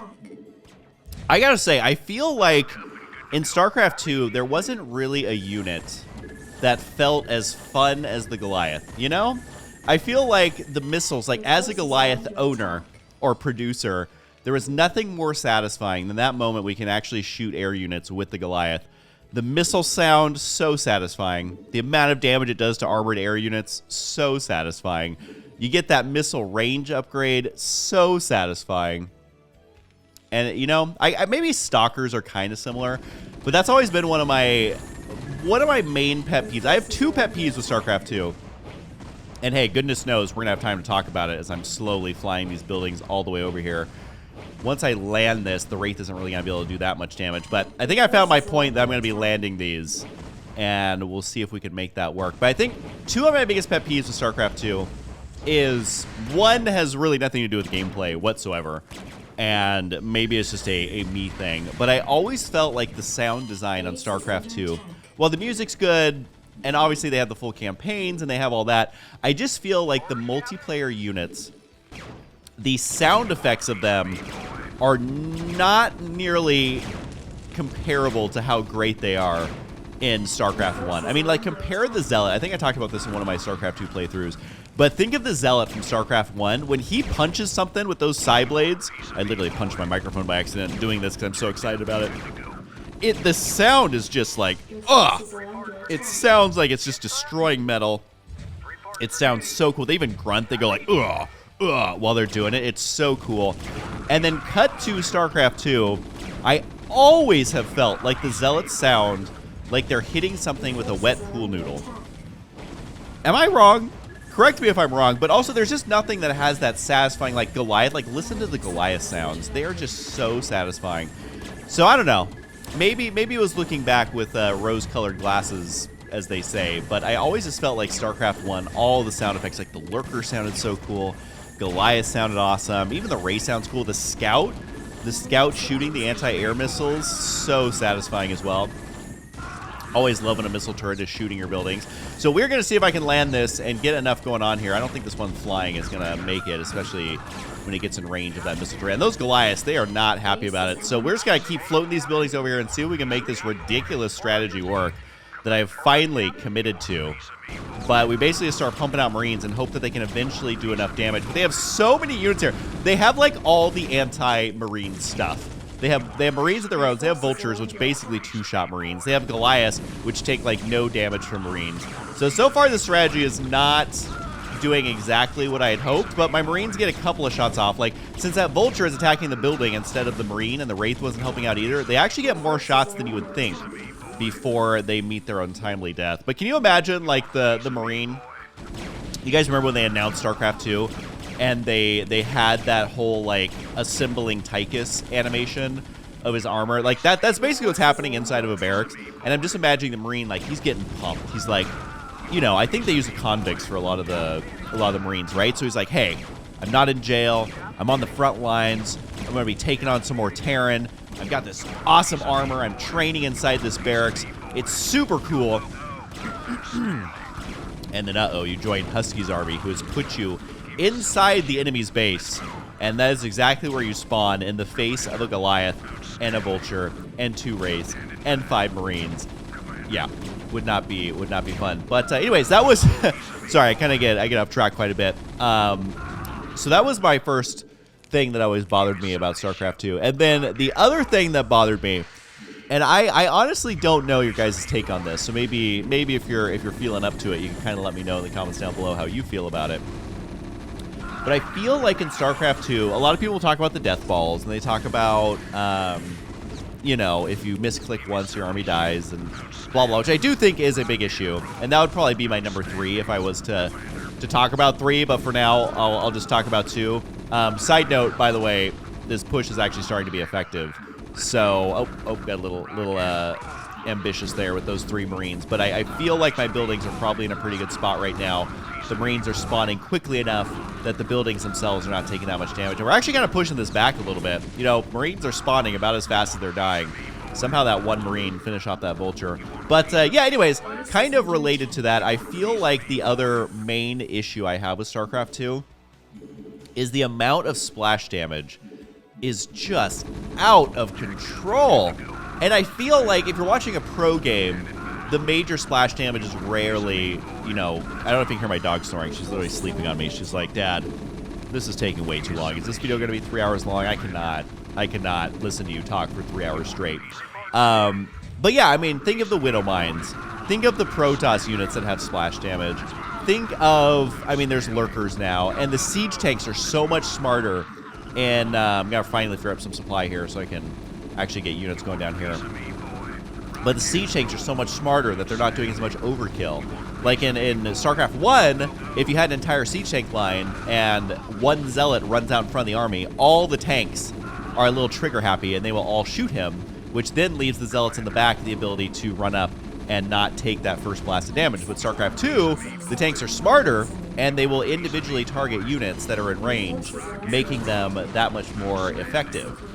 Now, that I have always felt like if there was just less splash damage, I think Widow Mines are like a major culprit, but Disruptors too. Like I'm not trying to pick favorites here. All 3 races have a ton of splash damage.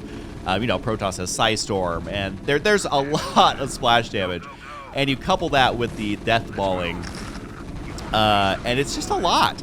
And I honestly feel like I wonder how many players out there would have played StarCraft 2 a lot longer if they didn't lose so many games to random splash damage, killing everything all at once.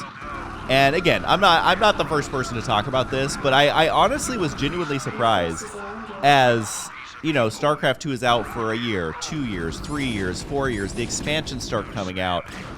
I feel like they never fully addressed that at all. And like, I'm just being totally frank, like, I think a big part of ladder anxiety for me is just like, well, I'm going to lose my army to a Widow Mine that I didn't look out for, or a Disruptor, like my wrist is tired, so I'm taking a quick break, which again, keep that in context, guys.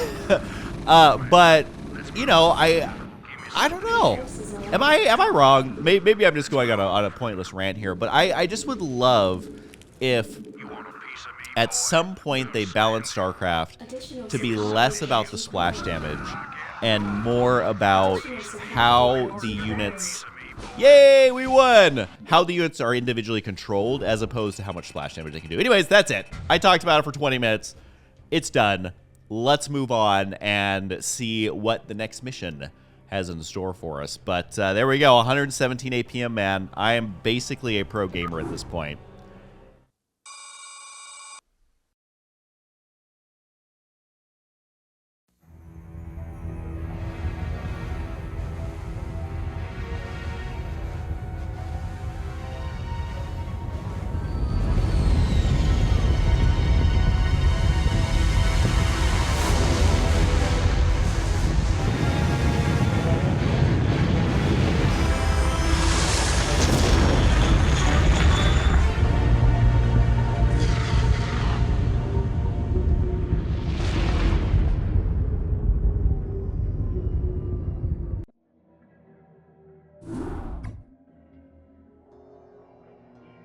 It appears that the Confederates are in a state of panic about the Antiguan revolt.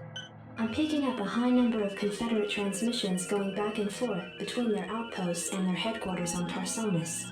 Most of the transmissions are heavily coded, but wait, here's something. There's a General Duke calling from Alpha Squadron flagship NORAD 2. We've crash-landed and are being hit hard by the Zerg. Request immediate backup from anyone receiving this signal. Repeat, this is a Priority 1 distress call. Zerg? Here? Serves him right. About time they got a taste of what it's like to be in there mixing it up. Jim, I want you to move in and save that base. I'm positive I didn't hear that right. Arcturus, have you lost your mind? Listen, I know Duke's a cold-hearted bastard, but an entire colony shouldn't have to suffer for that. Besides, a Confederate general could prove to be a powerful ally. This is an opportunity we cannot miss. I don't like this at all. I'm not asking you to like it. I'm asking you to do it. Yes, sir. Great. Let's get this over with. Okay, you guys, are you ready to start being aggravated? I think the last mission, there was definitely some stuff I did that was pretty questionable, kind of aggravating to watch, I'm sure, and definitely aggravating for me rewatching myself do that. Well, you are about to be hyper aggravated because I am trying to figure out this map, and you'll see exactly what I'm talking about. So the one thing I do remember about this map is that there are Goliaths that spawn next to Duke when you land, or not when you land, but after you discover this base, it shows you where Duke is at. So you'll see me trying to quickly grab the Goliaths before they attack something, because that's cheating. That is cheating. That does go against the rules, and you will see exactly what I'm talking about. But you know, we'll wait till we get there. For now, we're just getting familiar with the base. Got to repair the engineering base so you don't lose it. I'm not too worried about it burning down. You know, I don't need to repair it all the way. But yeah, so there's that. And the Goliaths are already attacking. And at this point, I'm trying to think. And even this, I'm trying to run them up the ramp. But did you know about Goliaths? And maybe it's every unit. But if they stop moving for any reason, even if you're telling them the move command, they will fire. So I tried running them up the ramp there. And you could see that they got stuck on the, I think there were Zerglings there. And that did not, and then of course I misclicked this and it's like, well, this army's dead in literally 1 second. So not ideal. And I did my Jim Raynor shoot there. Oh, well, it doesn't matter. We are going to do our best to stay true to the mission of just using Marines and SCVs. And I do my best not to have the SCVs attack. But sometimes I misclick like that and they do. And I feel like that's not the biggest deal. Again, I'm not playing by like super difficult rules, but I will try and restart it and see if I can do it with just the Marines. But I think there may be times, and SCVs too, if they're just chilling and a unit tries to attack them, the SCVs do defend themselves. So there may be times at some point that, you know, okay, my SCVs zap something for 5 damage. I'm not going to throw the whole playthrough out the window. I'm not going to do it. It'll be okay. And if people want to judge me in the comments, you know, what else is new? What else is new? So I feel like I got this base fine for once. These guys can definitely stop repairing that. And those aren't burning down, so we're totally fine. So I honestly don't remember if this is the one where I get it right or if I still have more trouble with the Goliaths. I think it's the Goliaths are what are giving me the hard time. And they are right there, but I think they already... Did they attack already? I don't know. And again, right there. I'm trying to get them up the ramp, and they keep attacking because they're just too smart. And, yeah, they attacked this right here. So I think what I need to do is I need to kill them as soon as they spawn. It's so tricky because it's like I'm trying to do the playthrough of just the Marines, but these units are so persnickety. And maybe I'm being a little too hard on myself. Maybe I can just... you know, ignore it and, you know, oh, they did a couple of shots, oh well. But there was something about this mission where I'm like, no, I want to do it correctly. I want to try and get rid of these Goliaths. So I'm going to do my best this time to do it because they spawn right away, but they aren't attacking. Well, something's under attack right there. What is under attack? Is it my Goliath? Yes, it is my freaking Goliath. These guys are such a pain. And again, they're still doing it. So it's like this same problem. You know, we're going to do it. And again, I could edit this out. But you know, I know there's lots of you guys out there who watch speedrunners. I've actually been watching some speedrunners lately. A lot of that stuff has been appearing on Reddit, like that guy doing GoldenEye and just questioning his existence. And then he doesn't stop playing GoldenEye though, of course. But speedrunning is such an interesting thing to me because it's not something that I normally will sit and watch a lot of. But if it's something that pops up in my feed, I'm always curious. Like, wait. Are they still trying to break world records for these games that are like 100 years old? So I feel like this is appropriate. Just killing the Goliaths right here. I'm honestly not sure if they actually attacked anything or not. But we're just going to kill these guys off right away because I can't seem to get them to not attack something while leaving the base. So we are going to accept that as a nice in-between. I don't know if a couple of units spawned, and we're going to save, so if I lose, I don't have to do that 100 times, because I've already proven myself that I can do that part. And again, you know, a lot of speedrunners, they use, like, save glitching and stuff like that, so I feel like saving is A-okay. And through this playthrough, I actually don't use it all that much. Mostly just to save me time. If I accidentally mess up, I can just go back to where I've already cleared. You know, I think it's totally fine. But anyway, speedrunning, such an interesting thing. So I know some of you guys out there are big speedrunning fans. So I'm kind of playing this like a speedrun. It's got like speedrun things. It's speedrun-esque, speedrun adjacent. I do feel like the word adjacent is criminally underused. And anytime you say it's adjacent, no matter what you're saying, it's funny. It's like, I'm a good student adjacent, which means that you're not a good student at all. But hey, you're adjacent, so it makes it sound like you're a good student. Oh, man. You know, the more I think about this video, the more that I realize I basically am going to be talking for 3.5 hours, which on one hand is like, I mean, that's a lot of talking. It's a lot of dead air to fill because we're literally like working on our macro here. And me, once again, trying to find if there's a better landing spot. I think I'm just going to keep it there. At the end of the day, you just make up more SCVs to make up for the lack of a perfect base layout. But then I think back to, like, casting days. Like, if you guys remember, like, the MLGs, well, especially MLG. I mean, that was kind of before they had figured out how to fill airtime. And what I mean by that is not just the casters. It's always the caster's job to fill airtime on any sport. But, you know, they didn't have that many commercial breaks. They didn't have that many, like, additional casters. And they didn't have that many, like, pre-recorded segments. It was basically, like, each day would be, like, I can't remember the exact hours, but it had to be at least 12 hours, probably longer. And it was essentially like, hey, there's 4 or 5 of you guys. You got to fill 12 hours. And that was always one of my favorite things about those events is literally just trying to fill time and make something out of nothing.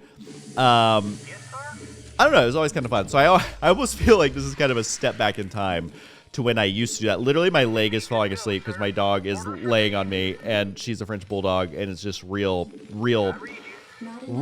sturdy is the word we call, where my leg is falling asleep. But yeah, that was always one of my favorite things about those original MLGs is like making something out of nothing and just trying to fill the airtime.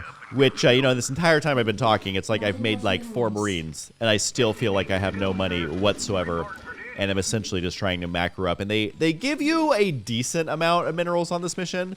But the thing you gotta remember is, like, half the mineral patches are, like, tiny. So once those disappear, you really don't have a lot. So this is one of the ones where I'm like, it's one of the first missions where I'm actually a little, what's the right word? A little scared of the late game macro. Because I don't know if there's enough money here to make the amount of Marines I need to actually claim an expansion. And again, I don't remember. Yeah, no, I'm thinking about it. When I was playing through this, I forgot to check the mission objectives. And you'll see, I didn't realize that you need to make dropships as part of the mission objective. And it's not to get to him. It's actually, you have to bring dropships to that little rally point, the waypoint. And again, if I was doing this in a way that was like the most efficient, then all I would do is make, like, I'm trying to remember, I used to try and speedrun this map in my own way. Not going to be breaking any world records, obviously, but trying to do it without killing the Zerg buildings at all. And essentially what you can do on this map is you build the dropships and you just rush them directly to Duke. I think you only need, like, maybe it's like 5 or 6 or something. And you put Rainer in one of them. If I remember correctly, there's some spore colonies, there's some scourge that'll basically 1 or 2 shot your dropship. So you got to be careful, but again, with the saving, you can like try it multiple times and it's easy. And basically what you have to do is you bring 2 dropships to the beacon with Jim Raynor. But again, that kind of goes against the way that I want to play this map. Or play the whole playthrough even, is I like to see, can you take on a lot of what's on the map with just the Marines. Now, it doesn't mean that you need to kill every single base on every single mission. It doesn't mean you have to kill every single unit, which may or may not be possible. I'm honestly not sure. But at the same time, I think using like a little cheese ball tactic to kind of like end it right away is not super great either. And so I'm not going to be doing that in this one, which means this mission will be a little bit longer than it needs to be. But I find it fun, you know? Again, we're only like 5 minutes of sped up time into this mission so far. And this is when the economy starts to kind of kick off a little bit. Got multiple barracks, got the upgrades going. And man, do upgrades go a long way on Marines, especially when it's the only thing that you can do. Somehow, one little Zergling got through down there, so I'll start setting up a little bit of defenses here by kind of leaving Marines around. You know, Marines are basically a bunker. They're basically a missile turret. They can kind of do it all. So if you just leave Marines around your base, they can usually buy enough time, and is not a big deal at all. And I don't think Jim Raynor popped off a few shots there. But it's so annoying. It's like I wish that you could tell a unit to hold fire. Because I know in some RTSs you can actually do like a hold fire command where they won't attack. Kind of like when you set a rally point, your unit just kind of walks. It doesn't actually attack. But, yeah, I wish you could tell them, like, Jimmy, get the memo. We're doing a playthrough where you're not allowed to attack anything. Just get over it. I know it's weird. It'll be fine. But, oh, did it kill my SCV that was building that? Not that I need those upgrades immediately, because I'm not going to move out. But, like, you know, it's kind of funny that the one poor SCV that got killed was the one also building my building. And again, we have a very Christmassy colored base, which, you know, the red and the white. Kind of wish we could have some green buildings mixed in. That would be super festive. But I just love that the colors kind of stay the same and they don't automatically switch over. I wonder if it was like a... Do you think it was like a technical thing? Like to program into StarCraft way back then to have them switch colors? Like maybe it was tricky? I don't know. But I kind of like having the different color power armors on the Marines, the different colored buildings. It just kind of makes it fun. And, yeah, so at this point, we're basically massing Marines. And basically what I'm trying to remember about this map is the layout. So if I remember it correctly, and this is just going based off of memory of when I originally played this game, I remember that there is, obviously, Zerg bases, but there's like one base a little bit north of this. I can't remember what's in the northeast, but I do remember to get to the crashed battlecruiser on foot. It's kind of like this long winding path. It's a little bit narrow. There's like sunken colonies, sport colonies up on the high ground, and it's actually pretty annoying to try and get through.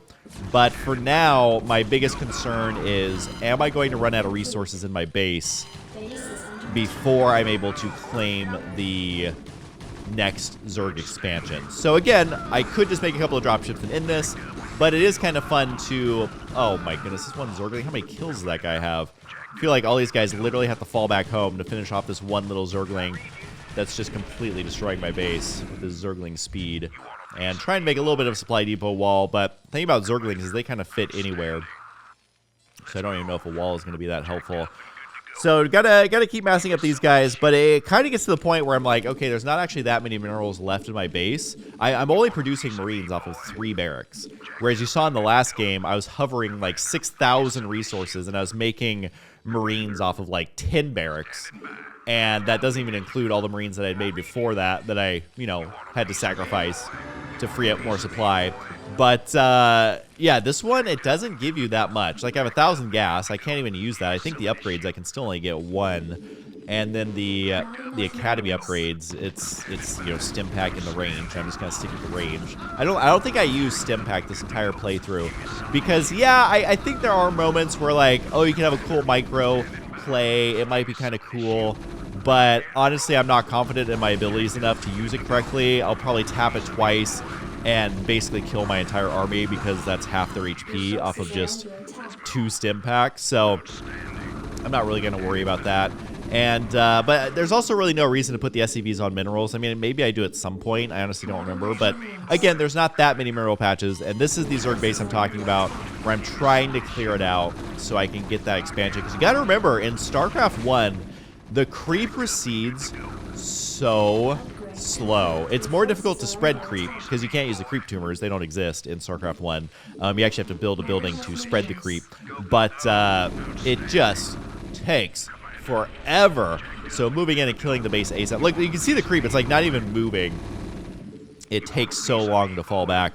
It's so tempting just to start going mass Firebat and see if you can make that work. Because Firebats are like worthless against buildings. They're worthless against armored units. They're only good against bio units. And a lot of the bio units, you know, have range attacks like Hydralisk. So it's like they just do not have a place in StarCraft for the most part.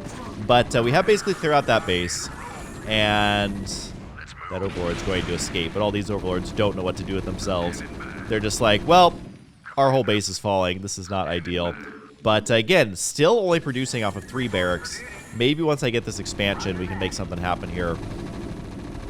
But one of my favorite things to do in the campaigns is expand. And it's kind of funny because you're seeing that in the StarCraft 2 playthrough, where the map designers, they give you a lot of minerals in your main base in the campaign.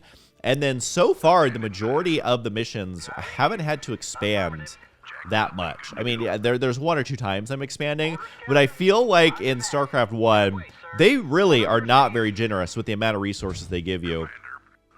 Now, I'm building Command Center here because obviously, A, they can lift off, and B, again, the minerals are very rarely efficient in the playthrough. I know I've said that like 100 times, but even if I was literally going to be mining from an angle, it's like totally fine. It's not even that big of a deal. So at this point, just going to be exploring around. I honestly forget what is on this map. There's the Scourge I'm talking about. They try and prevent you from just going mass dropship. Not that you would really need to fly up there, but, you know, just seeing how far I can push my luck with these Marines. Making sure I'm not going to lose my entire army. The Queen slow, super annoying for Marines, and that's basically why it was invented, was to slow down a bio army. And, yeah, so we'll be pushing around with the Marines, but I'm trying in my head to remember how much stuff is on this map, and how many resources there are, how many Marines I can make, and like roughly how many can I lose without completely destroying my chance of beating this map. And I think I'm going to be okay, and once I have this other base, I can probably make a couple more barracks. Should be fine. But still, I'm not even hovering that many resources for the majority of this game, because there's just not that much money on the map. And I know I keep coming back to that, but they kind of adds this like nice little extra level of challenge that I just love in StarCraft 1 is like, you don't get that many resources, so figure it out, dude. And you also unlock units so slowly. I can't remember what level you get the siege tank on, but I feel like siege tanks make everything so much easier. And so now we finally have that expansion going. We got that command center there. I can eventually lift it off, and actually, it looks like the creep is finally picking up speed. But it took the entire time it took to build that command center for that creep to kind of dissipate or disappear. So we're going to march in here, see what we can do. Not too worried about the Zerg slow, because we got a nice little spread on our Marines. Looks like the battlecruiser down here is doing just fine. Still only using the 3 barracks, and my Marines in the top right seem to be doing A-okay. So this will pretty much be another Zerg base destroyed, and you got to remember, it's not Brood War, there's no lurkers, there's not really going to be anything that like mass AoE kills my Marines. And finally got moving that command center to a slightly better spot. Now, was letting all my SCVs run all the way back down to the base the less efficient way to do things? Most likely. But, you know, I'm feeling pretty comfortable at this point in the game. Can probably start making some more barracks here actually pretty soon. And one question I'm wondering, and the more I think about it, I don't think it would actually be possible, but can you save Duke's battlecruiser without using the bunkers that it gives you? I don't think so, because it spawns units directly on top of your bunkers, essentially. They basically spawn, I think, right by the battlecruiser, and I don't think 6 Marines is enough to hold that off for the duration of a game.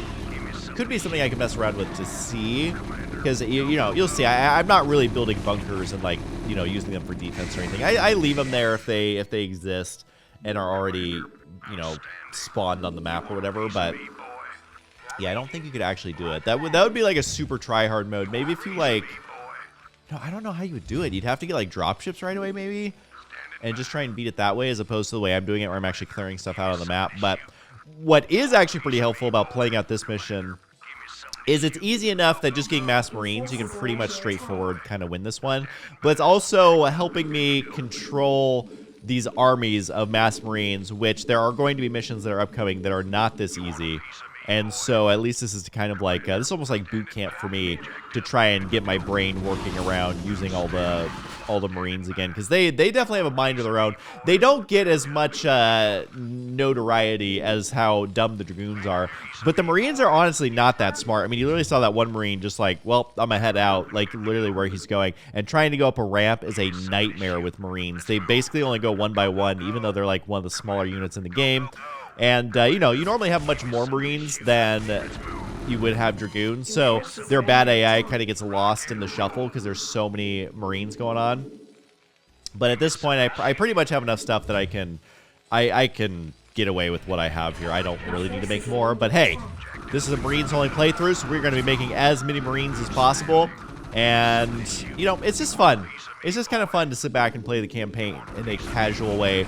Not worry about the min-maxing, not worrying about doing the exact correct thing, which is kind of what you're seeing in my StarCraft 2 playthrough, is like, I'm doing the Dragoons because they're fun. Are they the most efficient unit? No. Are they the fastest unit? No. Do they work good just massing them up and not having any support from the Sentries or the Immortals or whatever? No. But it's just fun. There's just something fun about, like, it kind of evens the playing field a little bit. Because even on hard, you can definitely outsmart the AI. Like, if you have a little game experience playing StarCraft 2, hard, you can definitely outsmart the AI. Brutal, I'm not sure. I haven't played Brutal in a long time, and I don't even know if I've beaten the whole campaign on Brutal. I'm trying to think back on if I actually did that in my spare time. I don't think that I did. But, yeah. It kind of just evens the playing field a little bit. It makes it fun. It gets you in those situations where it's like, oh, I might actually lose this because this is way more challenging than I thought it would be. And honestly, watching the Marines attack stuff, so satisfying. There's so much about StarCraft 1. Like, I don't know how they made everything in this game so satisfying. Like, if you compare it to so many of the RTS games that have come out before, after, during StarCraft 1, like, it's just such a satisfying game. Even Command & Conquer, which I love Command & Conquer, don't get me wrong. Like, that has its own quirkiness and stuff that's really fun about it. It has some really fun music. Like, there's some really cool stuff about the original Command & Conquers. But is it as satisfying? I don't know. I don't know. It's hard to dethrone. I'm just wondering how they managed to make it so satisfying. And, like, the sound design is so good. Like, everything about it's just so good. Which, you know, I'm kind of preaching to the choir here. I think everybody knows. So anyways, I basically have cleared out the entire map now. I'm even just doing an expansion because why not? You know, got to get those minerals. But at this point, this is what happens when you don't read the mission objectives. Is I'm like, oh, I'll send in Jimmy. It's totally fine. He's not going to attack anything. He's got a clear shot all the way there. But guess what? Husky didn't read the mission objectives, and now he has to make dropships. And am I going to leave in me slowly making dropships and you guys having to sit here and listen to me talk for another 5 minutes just because I didn't read the mission objectives? Perhaps. Perhaps I will leave that in there. So I'm just sitting here like, oh gosh, why is this not ending? Bring Rainer and 2 dropships. So I'm like, well, I mean, obviously I'm going to make the 2 dropships, but literally what I'm thinking as I'm playing this is like, wow, should I edit this out? Is there any reason for me to leave this part in? Yes, there is. And one thing I'm going to be so curious to see on this video. So a lot of you who follow YouTubers, you guys kind of know that a big part of the algorithm these days is watch time. There's also like what they call satisfaction, which is kind of like this mystery formula they don't tell you about. It's like when Oreos comes out with a mystery flavor, they aren't really telling you exactly what's in there. But they have satisfaction and watch time. And so watch time is super, super important when it comes to YouTube videos and if they get recommended. Whereas way back in the day, it used to be views. And Matt Pat did a really interesting interview about this. Like, if you really are super fascinated by the YouTube algorithm, you can go watch that. I think it was on Anthony's channel from Smosh. I think he was talking a lot about the algorithm.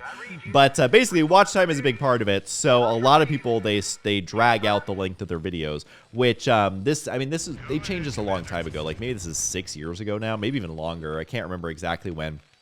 But that's when they switched from views to watch time, because there was so much clickbait out there that was totally fake stuff. Like, people would post, oh, it's Rihanna's new music video, and have the same thumbnail as Rihanna's new music video, and then you click on it, and it's the React, or what did they call them? It wasn't the React Girl. Was it React Girls? I don't know if React is what they were called, but it was literally just a shot of their chest, and they just said some words, and it wasn't the music video at all, and it had nothing to do with it, but they got really high click-through rate and real high views because people thought they were watching the music video, and then as soon as they realized 3 seconds later it wasn't that, they would leave and go find the video. But anyways, that's why they switched to watch time, because I think the theory behind that was, well, if someone's watching a video for 10 minutes as opposed to 5 seconds, that means that we're having a little duel here. Which SCV do you think will win, minerals or no minerals? We got our starports there.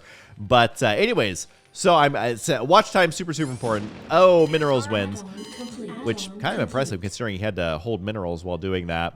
So there's the 2 dropships, got them rallied over there.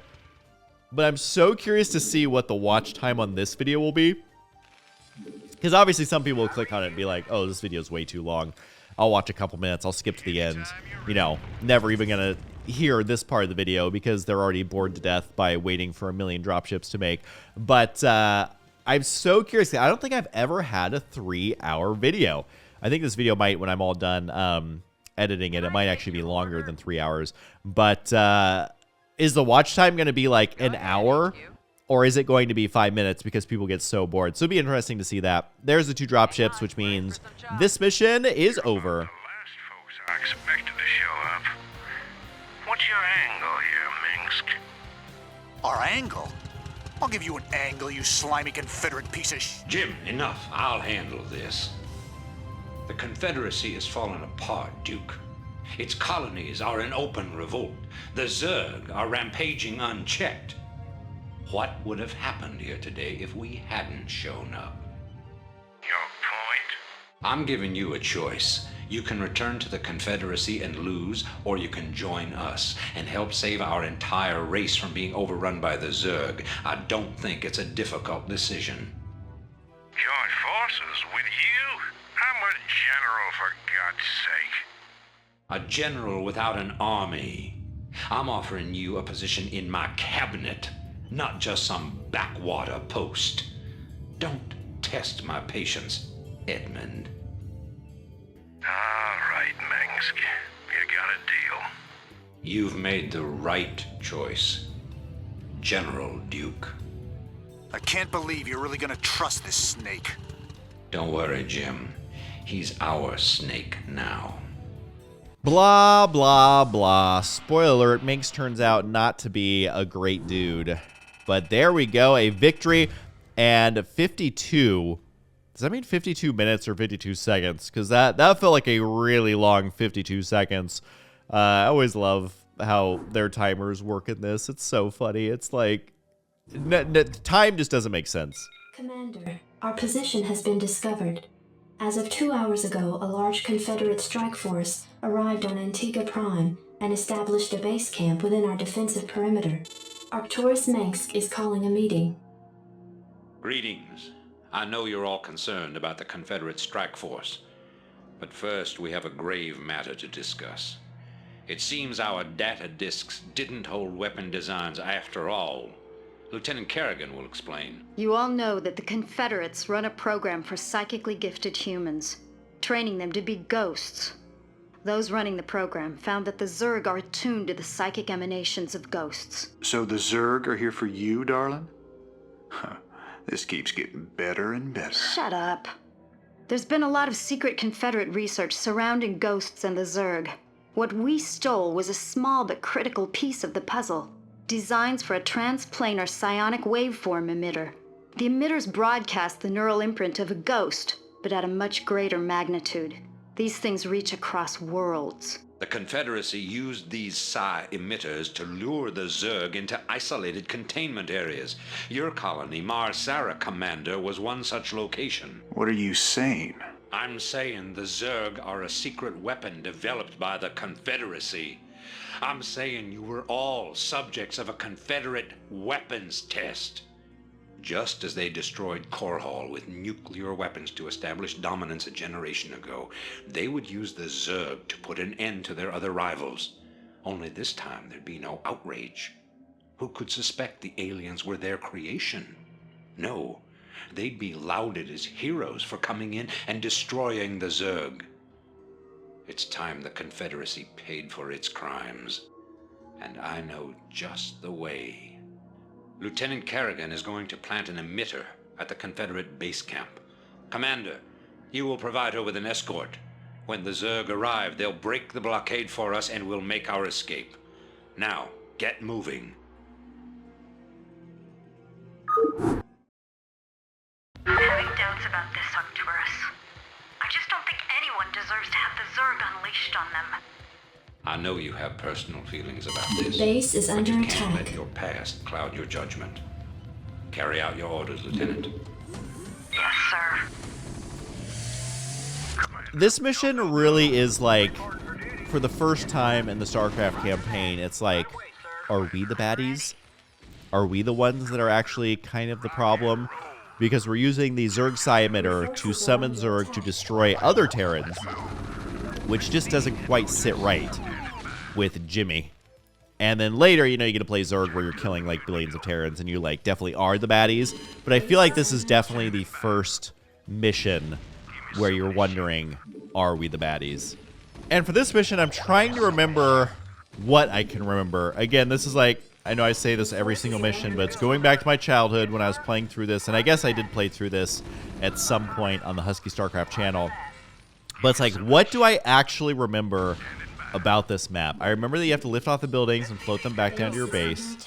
I remember that there are Terran bases around the map. I remember that siege tanks start to be annoying for the very first time. I'm trying to remember, do they try and nuke you? Or am I way off base here? Because I remember you have the science facility, but I can't remember if they let you make nukes. Which, no, it doesn't even let you do an add-on, it looks like. So definitely not doing nukes. So I'm already remembering this incorrectly. But I just don't really remember. Is the mission objective to literally destroy the enemy bases? No, it's to use the Psi emitter. So you have to take the Psi emitter to... This is literally just me thinking out loud. You have to take the Psi emitter to the beacon, which I think is that orange thing on the map on the right side. I think that's where you actually have to take it. And again, there are cheeseball ways that you can like get that SCV there very quickly. But this is a business Zoom call, and that is not the ethos of this company. So we're going to try and expand as quickly as we can, which again, you don't get attacked that much. So I feel like I feel like expanding right away isn't the worst choice. And essentially what I was doing right there is just placing that Marine in the mineral line. So if the SCVs were to start gathering there, are they getting attacked by anything from the high ground? Are there tanks up there? Is there a bunker up there? I just remember getting attacked up there the last time I played through this. So we're going to try to expand as quickly as we can. And, you know, kind of go from there. And this base is like almost correct. And even the main base is like not that bad. Where the gas isn't like a million miles away. Let's poke up here. Oh, yep. I had a feeling there might be guys up there with that high ground advantage just kind of chilling out. I think we're okay to actually expand here, though. I don't think those Marines are going to like run down that ramp just yet. But you'll notice that's basically what I try and do in most of these maps, is if there is an expansion, I'm going to be trying to take it right away. And I think I have pretty good success in doing it that way. And the more I'm playing through this campaign, it kind of makes me really want to try the other missions. And then since Marines are so fun, or I guess I should say other campaigns, like, you know, the other Zerg, like the Zerg campaign, Protoss campaign. And then trying to remember all the missions in Brood War and seeing if it's possible to do it the exact same way. Because I was pretty confident that I'd be able to do this campaign. Because again, it's the first campaign of all of StarCraft. It's about as simple as the game ever gets. Marines are just a pretty robust unit. They do a little bit of everything. So I was like, okay, everything's working in my favor. But the more I think about it, I kind of get excited about trying to do Brood War. A, because the Marines are so fun, so it'd be nice to revisit going Mass Marine. But B, doing it with the other races too. So we'll see how this video does, or like how it goes, or if I am able to complete it, or whatever. But I just think it would be fun to do those. It just kind of brings me joy. And honestly, I know I've said this a lot in my other videos, but that's kind of why I'm doing these videos. Like, I saw some comments that are like, why now of all times is Husky back posting videos? Like, you know, it's been many years, like 7 or 8 years since I really posted a ton of gaming content. But yeah, I don't know, I guess I could talk about that a little bit. You know, we're having a slow start here. See my SCV there, he took it on his own to attack that tank. I'm not going to restart the mission and bore you guys with that. We get it. I'm trying not to do it, but it doesn't really make a difference. And SCVs are SCVs. You got to make them. You got to make them for the missions. So I feel like using them however I want is totally fine. But, you know, I think one of the main things to remember, at least for me, or my situation, I guess I should say, is that I never really stopped making content. On my StarCraft channel, I definitely stopped posting videos there. On the Husky channel, I definitely stopped posting videos there. But, you know, with Rosanna's channel and all of my friends have channels, essentially. Like, the majority of the people I know are involved with YouTube in some way. Even the companies we work with are involved in YouTube in some way. You know, I never really stopped making content. So for me, it was kind of like, I've always done YouTube. I'm always going to continue doing YouTube. And that is what I enjoy the most. There's just something about the whole YouTube ecosystem, which again is another word that I think is overused in situations like this, but we'll just say the ecosystem.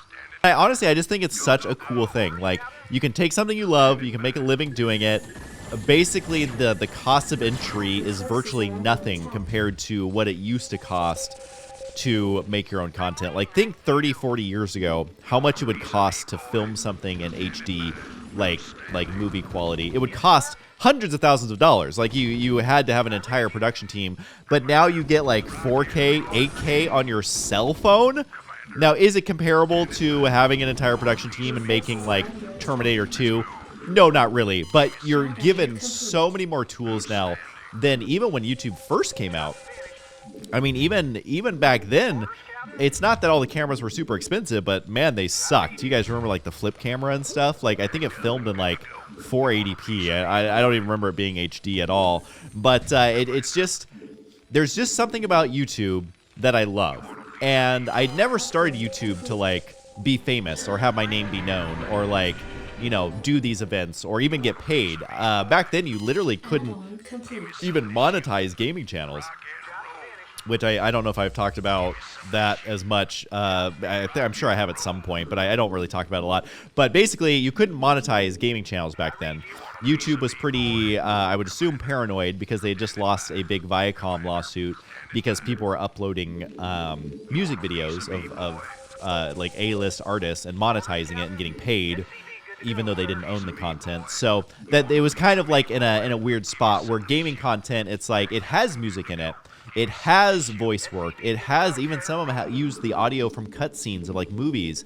I'm thinking of like the Lego games, for example. They literally use the exact audio from the movies, at least back in the original ones. I don't know if they do it anymore. And so there was this very like unknown, oh, this poor SCV. Sorry, dude. You shouldn't have got trapped if you didn't want that to happen. But it was definitely a big unknown time. And so anyways, long story short, gaming channels were not monetizable. You weren't doing gaming to make a living back then.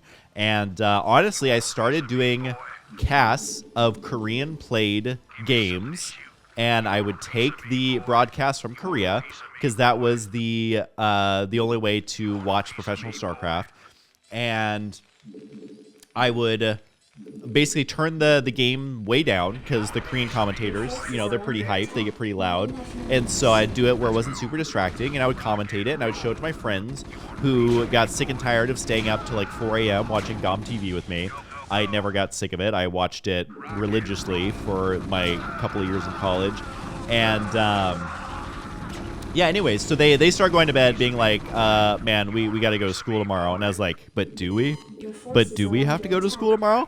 And so they could watch those as like a recap of the games. And that's literally what my first commentaries were. And YouTube was the only free video hosting site back then that I knew of. And so that is why I started it. And, you know, as time went on, obviously the channel got pretty popular at one point. I say top 100, but I think technically, I think the highest I reached was like 111 or 116 as far as subscribers. Views, I was I was in the top. I can't remember exactly what rank it was overall, but my channel was definitely one of the most consistently visited channels. YouTube used to give out these daily awards with these little ribbons, and it would be like most viewed North America, most viewed gaming Canada, most channel views, which is when someone actually visits your page, it used to actually tell you the channel views, not video views, but channel views. You guys remember like old websites that used to have a view counter of how many people visited, and if you sat there and refreshed it, it would just go up every time because it counted each refresh as a new visit. Well, that's basically what it was. Anyways, I was getting tons of these awards. They're not permanent awards. They were temporary. But you know, that's why I started. And again, I didn't do it for money. Didn't do it because, you know, casting a 10-year-old or 12-year-old, however old it was back then, game was the way to tons of success. I just did it because it was something that was fun. And, you know, and in some ways, I always thought that it would be so cool to be a radio DJ. I mean, you got to remember, this was way before YouTube was a thing. This is way before digital content was a true career. This is before people even knew that digital was going to be like the hotness that it is now. But I just always found radio DJs to be cool. Like not like talk show, you know, like AM radio people. Like I didn't really find that interesting. I'm like, people don't care what I have to say. I'm not going to talk about myself and my opinions. Not really my thing, but I just thought DJs were cool. Like, you know, they hype up a song. They say, like, hey, you know, this is where the song's from. I'm going to play it now. Anyways, I thought it was super cool. And I figured, you know what? Practicing using my voice is a good way to get practice for something like that. My friends can watch the games. I can have fun. Nobody's really watching StarCraft on YouTube, even back then. Like, yeah, there were some casters doing it, but it was not the hotness on YouTube way back then. But anyways, here's the psi emitter.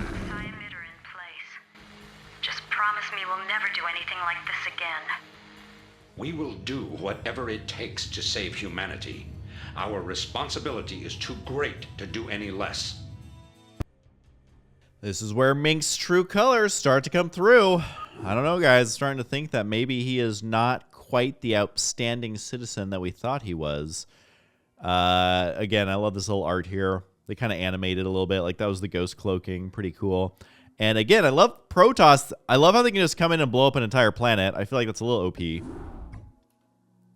Greetings, Commander. Receiving incoming transmission. The time of our final strike against the Confederacy is close at hand. Before we can strike at Tarsonis itself, however, we must break through the Confederacy's most potent defenses. General Duke will brief you. I've defended Tarsonis in over 30 major battles, so I know its defenses inside and out. There are 3 primary orbital platforms that serve as staging areas for the Confederate fleet. If we assault the central platform, we should cause enough of a ruckus to allow a small force to break through the planetary defenses. General, I'm impressed. I never figured you for the frontal assault type. Well, the Confederates have Omega and Delta Squadron troops defending the platform. But they're nothing compared to my Alpha Squadron boys. Right. Can you imagine if in the StarCraft 2 campaign you can literally just like blow up entire planets when you're playing Protoss? That would be fantastic. That would definitely be fantastic. So this is what they spawn you with. Definitely have a lot of extra stuff that I really can't use here. Do have to use the dropships to get some SCVs over there. I guess technically you could do this without using the dropships, but you know, I don't think we're breaking any crazy rules here as they give you all these buildings down here. Alpha Squadron never would have left this equipment behind. That's what I call sloppy. That's what he calls sloppy. But I will be completely honest. This mission, if I'm remembering correctly, because I played through the entire campaign all at once, and I'm even trying to remember exactly what I did.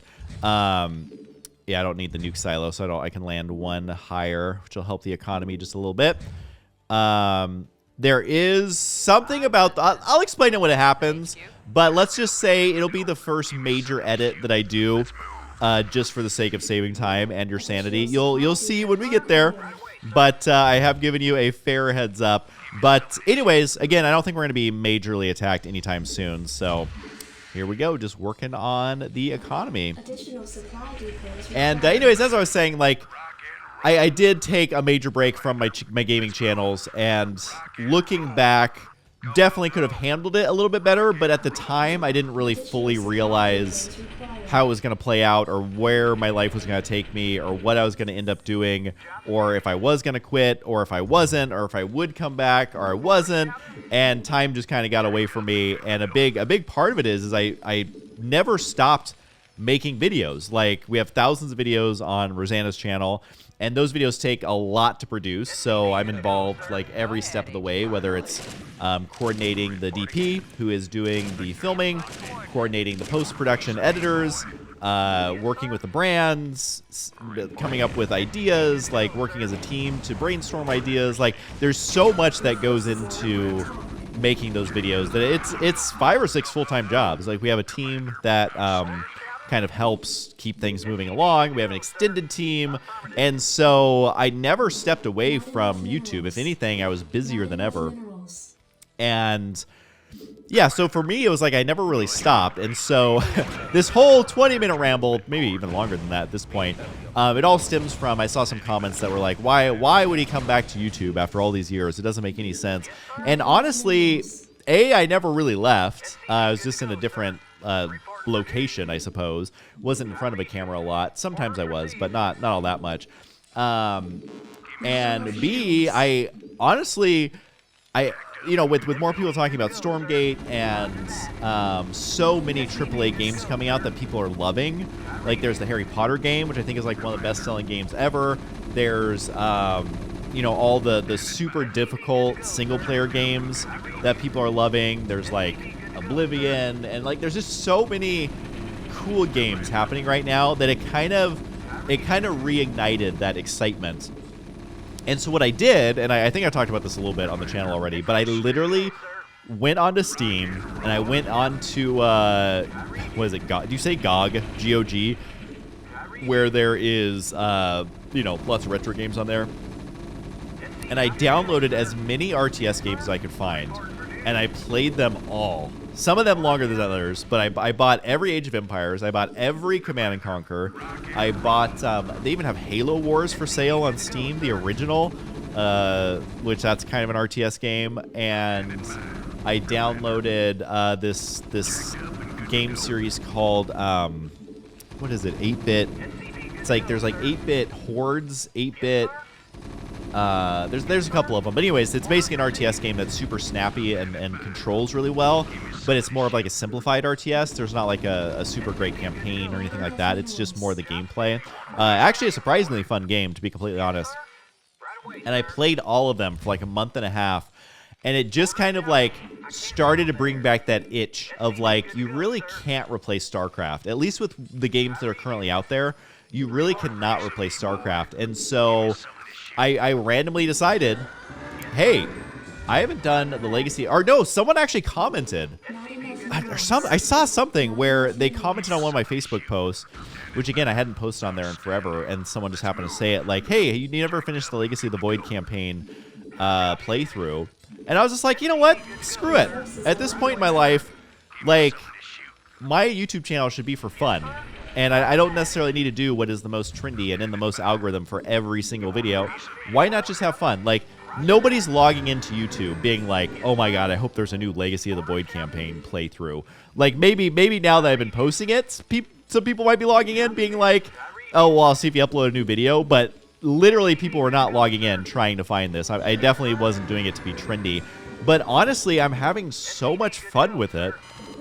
And really what it's going to come down to is, like, on my channel, just finding those free days or the free hours that I have, and just making something fun and just having fun with it. And that is when I started YouTube, what I was doing. I wasn't nearly as busy because, to be completely honest, I basically stopped going to class because I was having so much fun doing YouTube. Wouldn't necessarily recommend that, but, you know, it worked out okay for me, so who am I to say? But just having fun with it, because we have so many other projects in the work that are also fun, but it's like that's kind of the backbone of what we have going on, that I can do something that is just purely for fun. And I really think that this channel, that is the idea that I want to keep. Now, I know that there is a very loyal group of StarCraft fans out there. What are these SCVs doing? Can you guys figure it out, please? Who all they want to watch is StarCraft. anything that's not StarCraft, get it out of here, throw it in the garbage. But I will be completely honest that this channel is probably going to be like nothing that exists in the world. And that's honestly like a for better or for worse situation. I'm not saying it is the smart thing to do. I'm not saying that I would recommend this to anybody. But really, I just want to make the stuff that I want to make. And what's funny is I like such a wide range. It's kind of like music. Like I literally love all music. I can find pop that I love. I can find country that I love. I can find R&B. I can find alternative rock. Literally, I think every genre of music has just some gems in there. And that's the same thing with YouTube content. And that's what I'm finally no longer afraid of. Is, say today I'm making a StarCraft video. Tomorrow I might make Minecraft. I literally might make a Roblox video because I find some of those modes so hilarious. And, you know, I might play Pokemon. I might play Cookie Run Kingdom. I'm helplessly addicted to Cookie Run Kingdom. And if you guys don't know what that game is, it's a game that Rosanna is actually a character in. And she's a carrot cookie, which is just a rare cookie, not one of the legendaries or whatever. So nobody ever uses her for anything, really.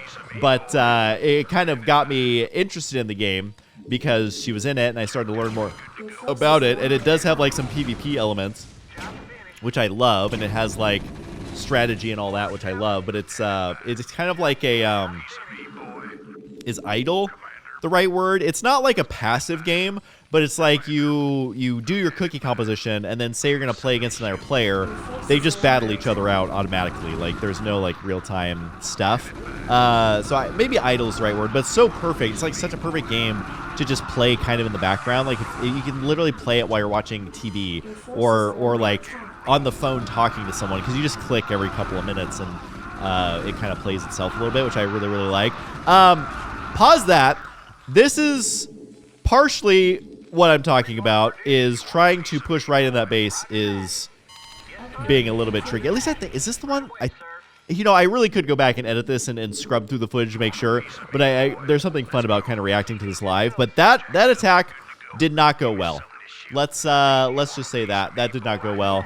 We'll see if I can actually figure out how to make this work. But a lot of the Terran missions start to like look similar because a lot of them are on these space platform maps, and so I kind of get them confused in my head a little bit. But anyways, that is what this channel will be, is honestly just whatever I want, and that is terrible for the algorithm, because a lot of you at home watching StarCraft right now, you're not going to tune in to a Roblox video.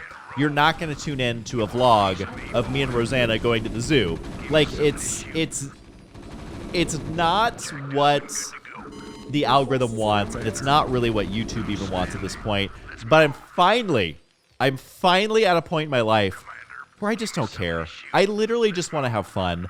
And if there's people out there who are weird like me and want to watch all this different stuff, or they're just going to watch the thing that they want, that's all I care about. Like, I think I used to be so worried about, like, well, you know, I'm known for this, so I only have to do that. And if I do anything else, it's going to be so upsetting to everybody.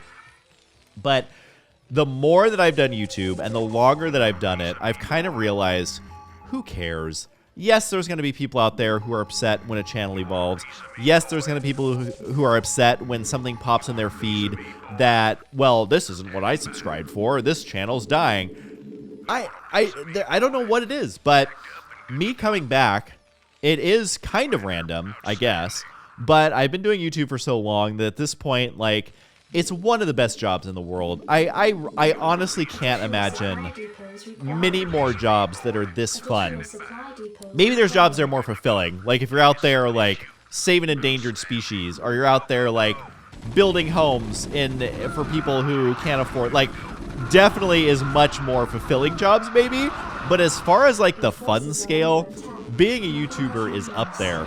I honestly never really got YouTubers who constantly complain about being a YouTuber, as if like every other job out in the world is not worse than being a YouTuber. Like think of people working on like oil rigs, or people who do, like, imagine being someone who works on a cruise and you're stuck on a boat with all these people who are probably driving you crazy, and you have to have a smile on your face, you have to show up to your job for months, you're away from home traveling.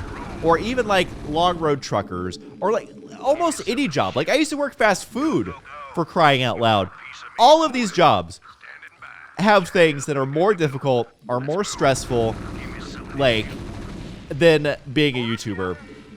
And so I never really got that. Like, you know, sometimes we'll do, we'll talk about, you know, being a YouTuber is a lot of work. Like, I'm not saying there isn't work involved. I'm not saying that it is the easiest job in the world, but it's better than 99.9% of the jobs in the world. So I always laugh out loud when people, like, try and say it's a horrible job and, like, wouldn't wish it on their worst enemy and, like, all this super dramatic stuff. It's like, it's just not true. It's literally not true at all. Being a YouTuber is awesome, and I love it. And, you know, I do apologize that I kind of abandoned my other channels, but it has helped me be in such a better place mentally. And it's not like, oh, bullying hurt my feelings, I can't look at comments. I actually love comments. I find comments hilarious. You know, good comments are always nice, but bad comments, you know, I'll kind of chuckle to myself as I hide them from my channel so I don't ever have to look at them again. But it's just helped me be in such a better place.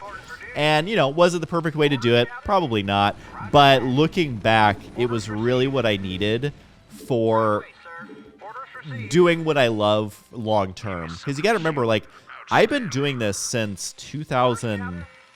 I can't even remember. Is it 2008, 2007? I honestly don't remember the exact year, but I've been doing it a long time. And if you look back to all the YouTubers that existed in 2008, 2009, we'll say 2009 because I don't remember exactly when I started. I think it was before that, but we'll just say 2009 because I know for sure I was doing YouTube in 2009.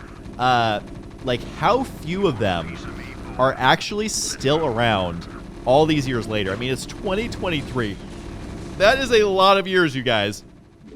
Especially in the digital world. Like, to be able to do the same digital job, especially on YouTube, for that long. Like, it's very rare. It is very, very, very rare. Like, I think they call them legacy channels now. Honestly, I think they should call them geriatric channels, because that's sometimes what it feels like. But, you know, have been very lucky to be able to do what we do for so long. And, yeah, it says eliminate the forces, so that's why I'm kind of going around the map, just killing everything. But, yeah, I don't know exactly what my point is, but I think the way that I handled things is just what I needed. And I don't even know if I necessarily knew this back then, but the longer it went on, it kind of made more sense to me. Like, that is what I needed to be able to continue to do this long term. And that's why I think is super important, is the long term aspect of it. Like, not what can we cash in this minute and make more money? What's the algorithm on this platform obsessed with and we can capitalize on and kind of game the system? Like, that's never really been our attitude at all. And when I say we, I mean like me and Ro and like everyone that works on our channels and stuff. Like, that we just want to have fun, make stuff that hopefully other people enjoy. And how all that went down at the end of the day, it has led me to where I'm at now. And mentally, I'm just so happy. And like think of how many YouTubers as well have experienced burnout.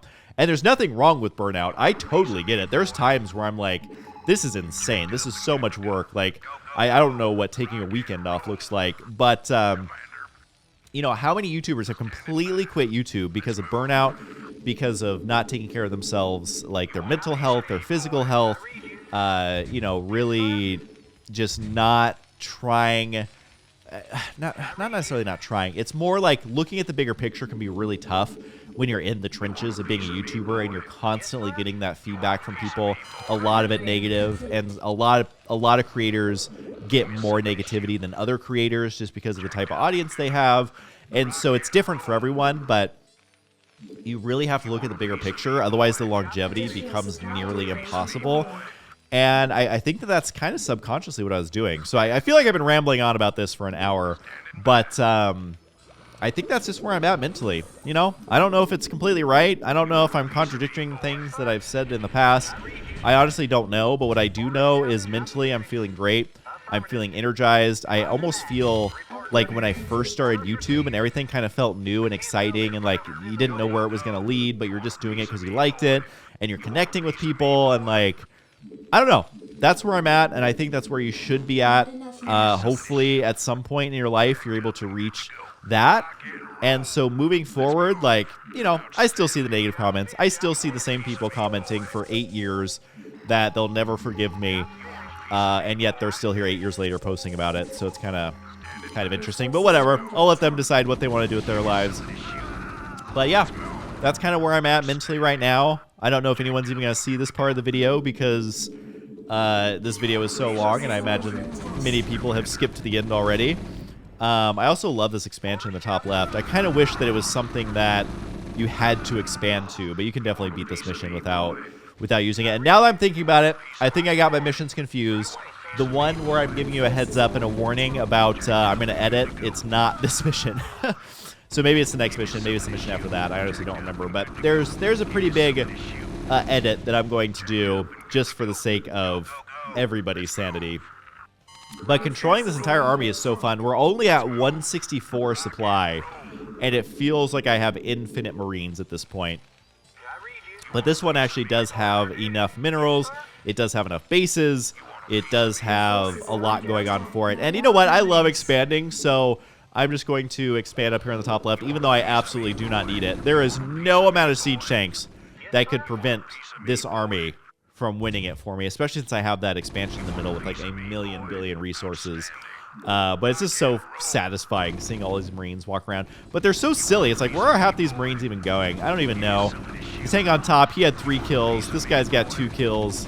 They have the high ground advantage. But I am basically playing this as if I am Zerg, and I am swarming them with 500 units. And we just passed the 2-hour and 20-minute mark of this video. But I'm still having so much fun. I know I've said that like 100 times, but just trying to stream in these units. I've even got guys on the low ground trying to help out a little bit, but they go one by one. Do they not teach you in basic not to walk one by one? But that's literally just the pathing of this game. It doesn't know to predict that there's already going to be a Marine there, so they just kind of pile up like a... Kind of reminds me of like traffic on the 405 in LA. It's just everybody's just bumper to bumper in a straight line trying to get home after their long day of work. But yeah, I think just other notes about my channel moving forward is like it's just going to be more about what's kind of going on in my life and what I'm interested in, and I'm just going to be posting all sorts of stuff. Like there'll probably be more stuff with Rosanna on here. I've never had her on my channel too many times. We did do some gaming videos together, which is really fun, and I think finding some fun couples games to play is super fun. I think that'd be really fun. Vlogs I'm probably going to do more of as things come up, and playing every different type of game. Definitely will be playing Stormgate, and I think especially right when it comes out, I'm going to want to be playing that a lot. And I'm definitely rooting for the Frost Giant team, as I know that jumping in and making an RTS game, it's definitely a risk. You know, there hasn't been a major RTS game in a long, long time, and the biggest ones that are made by huge studios that have backing. So there is big risk for them. But I also, honestly, I feel like there is room and there is enough demand to make a modern, successful RTS game. I truly believe that. And maybe it was, you know, the channel I was talking about earlier, I think he did a video talking about what it will take for the next big RTS game to succeed. And the one major point that I totally agreed with, and he kind of put into words perfectly, like, I was thinking this, but I didn't know how to, like, conceptualize it in the real world, I guess. But he was basically saying that RTS shouldn't stand for real-time strategy. The S in RTS should actually stand for sandbox. And the more I thought about it, honestly, that is so true. And it's something that I never would have necessarily agreed with before.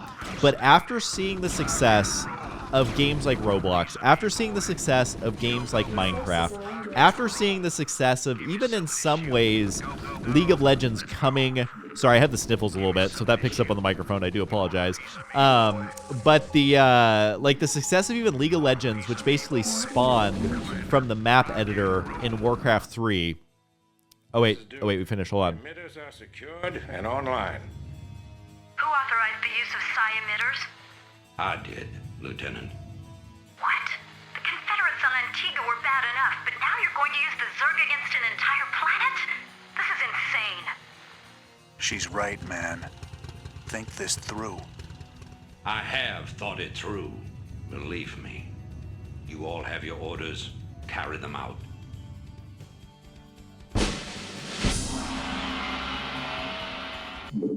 I'm going to complete that thought, I swear. But, you know, we'll get the next mission started here.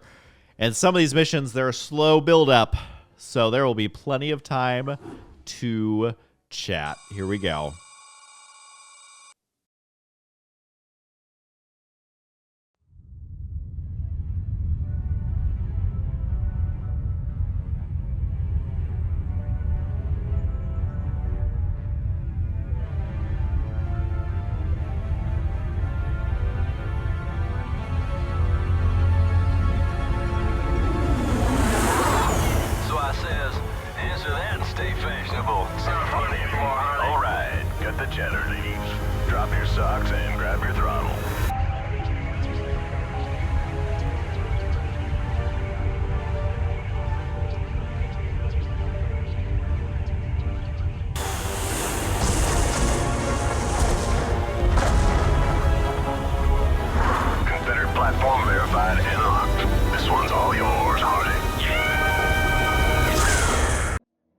Just a bunch of gross Zerg bugs. Look at them. Oh, they're so gross. Oh, they're so net. Look at him. Look at him. He's literally eating bullets. Somebody tell that Zergling he's not supposed to be eating bullets. It's not good for you. I've picked up several dozen Protoss warships descending upon Tarsonis. They seem to be heading on a direct course to the primary Zerg hive. If they engage the Zerg, the Confederates may escape. Commander, send Lieutenant Kerrigan with a strike force to engage the Protoss. Captain Raynor and General Duke will stay behind with the command ship. First you sell out every person on this world to the Zerg. Then you ask us to go up against the Protoss. And you're gonna send Kerrigan down there with no backup? I have absolute confidence in Kerrigan's ability to hold off the Protoss. This is bullshit. Kerrigan, are you reading this? I heard. I'm going down there. Arcturus knows what he's doing. I can't back out on him now. Funny. I never thought of you as anyone's martyr. Why are you doing this, Kerrigan? Look, I know about your past. I mean, I've heard the rumors. I know you were part of those experiments with the Zerg, that Mengsk came and saved you. But you don't owe him this. Hell, I saved your butt plenty of times. Jimmy, drop the knight in shining armor routine. It suits you sometimes. Just not now. I don't need to be rescued. I know what I'm doing. The Protoss are coming to destroy the entire planet, not just the Zerg. I know that because, well, I just know it. I am a ghost, remember? Once we've dealt with the Protoss, we can do something about the Zerg. Arcturus will come around. I know he will. I hope you're right, darling. Good hunting. Could they really put the command center further away from the mineral line? And then also they have the marine in the way of where you should actually land it. It just cracks me up. It's like, okay, hold on. Gotta rearrange the base, just like picking up your room, you know. You gotta put everything back where it belongs. And, you know, we left the command center out, so let's put it back in the closet over here on the right side. But, yeah, anyways, basically what I was saying is the more that I thought about it, it kind of makes more sense. Like, if they have a good map-making community, which, you know, I think all the good RTS games, they release the map editor when the game comes out. I know, like, Command & Conquer does. Even Heroes of Might and Magic, which isn't a real-time strategy. It's like a turn-based strategy game. They have a map editor. Like, I feel like all the big boys, all the AAA titles, they're releasing the map editors, Age of Empires, all that stuff. So, you know, assuming that they release that, assuming that it has lots of map support, I think that that is a very good start. And I think figuring out how to grow upon that, I think is going to be huge. Absolutely huge. Because think of, like, Company of Heroes. Like, a great campaign. It's fun. You know, like, the game feels a little unfinished at this point. Maybe they've updated it. I haven't checked on it in a little bit.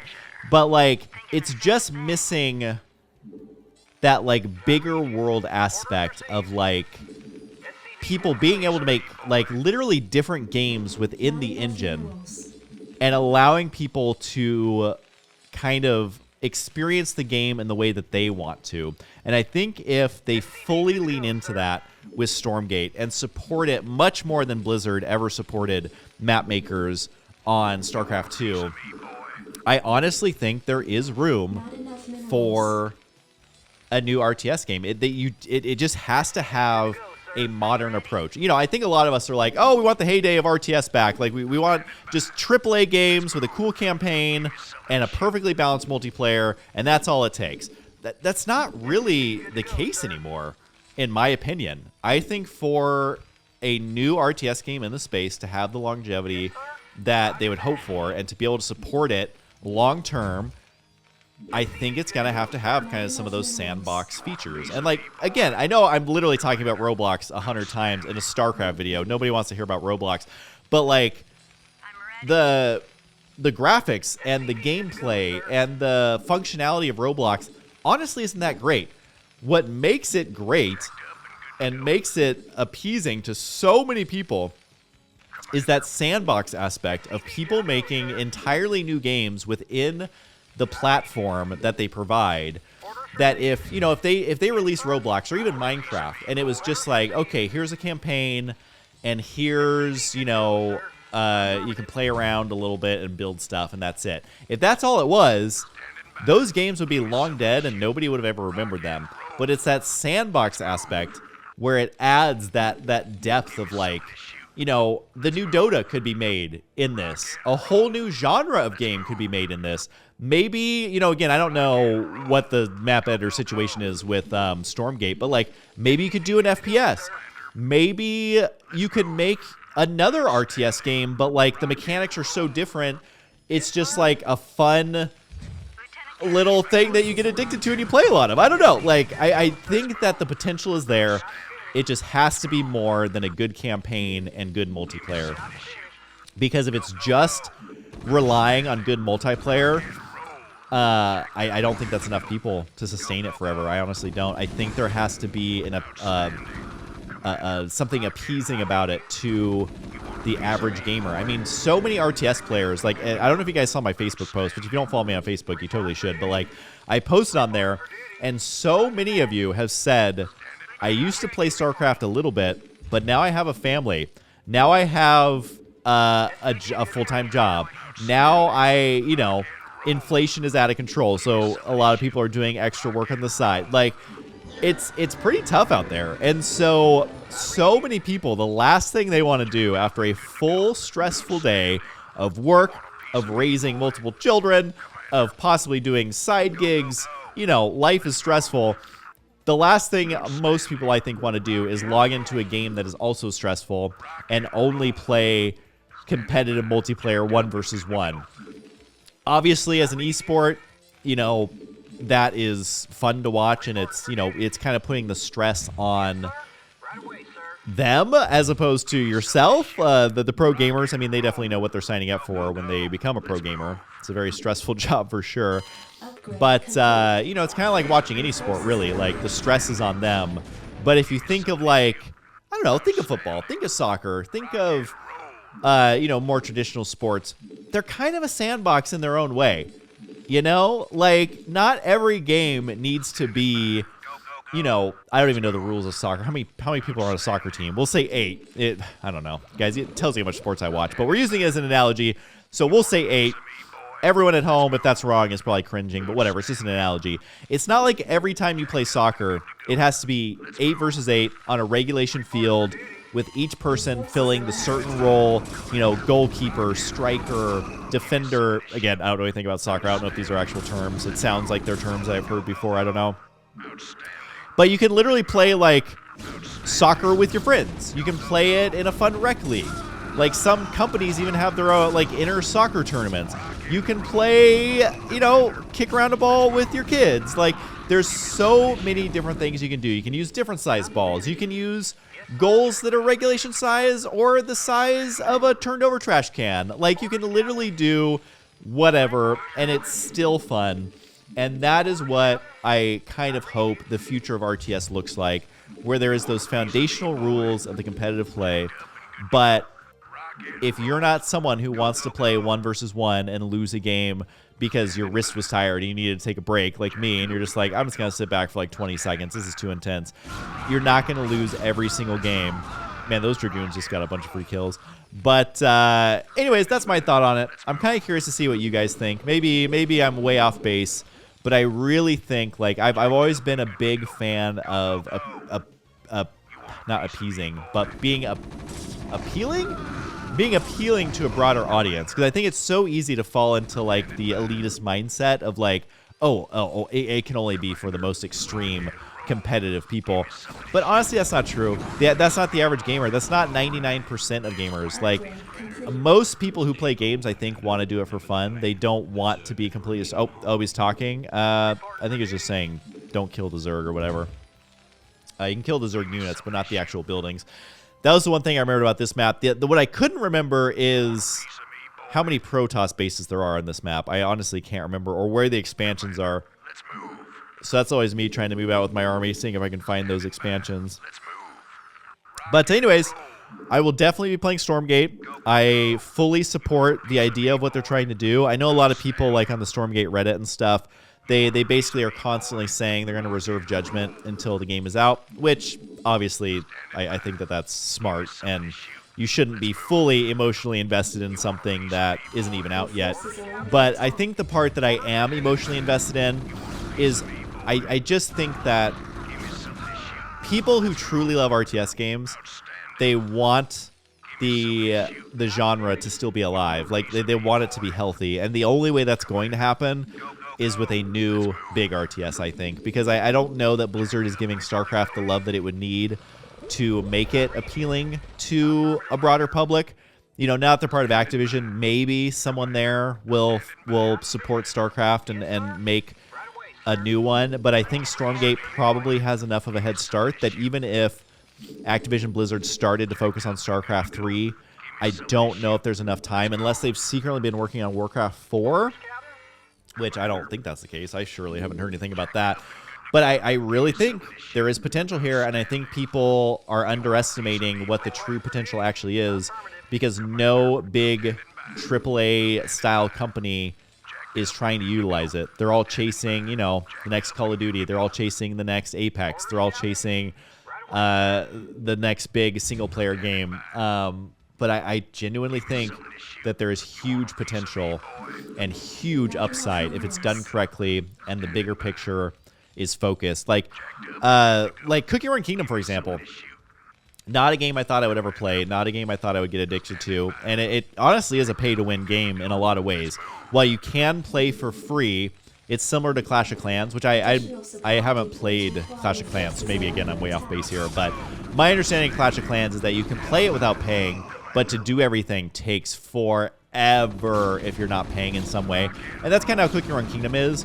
Not as much on like building things, but more like leveling up the cookies and unlocking more cookies. It's a gacha game, so there's lots of like randomization there, and so you just buy more chances to unlock the better stuff. You have the better stuff, you do better, you advance quicker, which helps you get more stuff.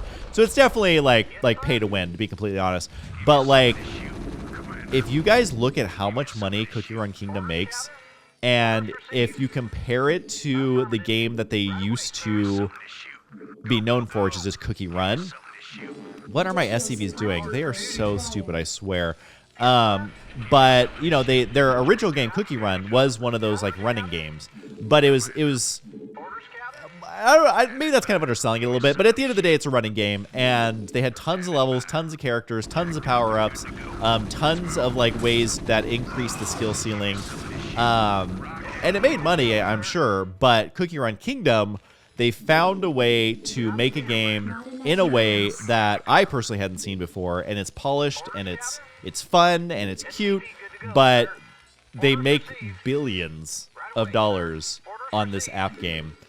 And if they can do that for an app game, imagine what could be done with an RTS that is brought into the modern world. And again, I'm sorry for rambling on about this for what feels like forever, but I genuinely am excited for Stormgate. That's why I'm excited about it, is because all of the potential is there. They are the only ones trying to do something like this right now, and so I don't think it does any good to, like, you know, some people literally try and undermine, like, they'll read one thing online that they don't like about an upcoming game, and then they literally spend a year and a half trying to undermine it and convince everyone it's the worst thing in the world. I don't think that that's productive, because literally it's like kicking someone while they're down. It's like, you know, no one is really giving RTS that much love, and someone's stepping up to try and do it. So at least, I would say at least just give them a fair shot. And even if the game isn't everything you dreamed of when it first comes out, I don't know, maybe check in 6 months to a year to see if it has gotten to where you can be happy with it. Like, again, I'm not getting super fully emotionally invested in it. I'm not, you know, gonna be devastated if it's not perfect. Like, I just genuinely want it to do well, and I think it can revolutionize the RTS genre. And if it's done right, I think it can bring in tons of new people to the genre, which again is something that I literally read comments online, and I'm like, they're almost scared of bringing in new people. Like, they have this elitist mindset of, like, you know, I was there when the first RTS games came out, and, you know, you're not cool enough to be playing these RTS games now. You only liked it now that's been, you know, dumbed down. But it's like, get over it. Like, for a community to thrive and grow, you have to bring in new people. And I think as long as that's the main focus, there's huge potential, guys. I really think there is. The more that I've been thinking about it and watching people's videos about it, that is the side that I tend to agree with. And at the end of the day, I think just giving them the benefit of the doubt. And I believe on Steam, again, I don't research these things super heavily. I just kind of follow as like a casual fan of RTS games. Like, I'm not reading every single thread that's posted every single day. But I believe on Steam that Stormgate is listed as a free-to-play game. And if that is the case, and it stays that way, which I believe even in their interviews and stuff, that's what they've said they want it to be. I mean, why not give them the benefit of the doubt, you know? It's literally a free-to-play game. It's nothing out of your pocket. Just give it a shot. It kind of reminds me of, like, Heroes of the Storm. You know, I gave them the benefit of the doubt. I actually really enjoyed Heroes of the Storm. I think the characters are really funny. It's fun to see that world come alive, like all these different universes come together. It's honestly cool, and at the end of the day, it's free to play. So I get that they may not support it as much anymore, and I get that they were way late to the game, and I get that the skins were like $20 or something, which is something that a lot of people were upset about. But at the end of the day, it's free, and it gave me many hours of enjoyment, and I feel like that's all you can ask for. You know, why spend your life raging about it and making threads online about how upset it makes you that it's not perfect? Like, who cares, man? Like, just enjoy the game and have fun. So I'm hoping that Stormgate meets that bar, and it's something that I can play on my channel. I can have fun with it. I remember when StarCraft 2 just came out. Like, I just had so much fun with it. If you guys remember a lot of those old videos, it was just playing around with the game and having fun, and that is exactly what I'm going to do with Stormgate. You know, if you want the top player, you know, highest ranked grandmaster, you know, got to win all the tournaments, that's never been me. It'll never be me. I'm never going to try and make that me. It's not going to happen. I'm just a guy who likes games and tends to favor RTS, but also likes other games as well. And again, I think it all ties back to, like, that's just where my mind is at right now.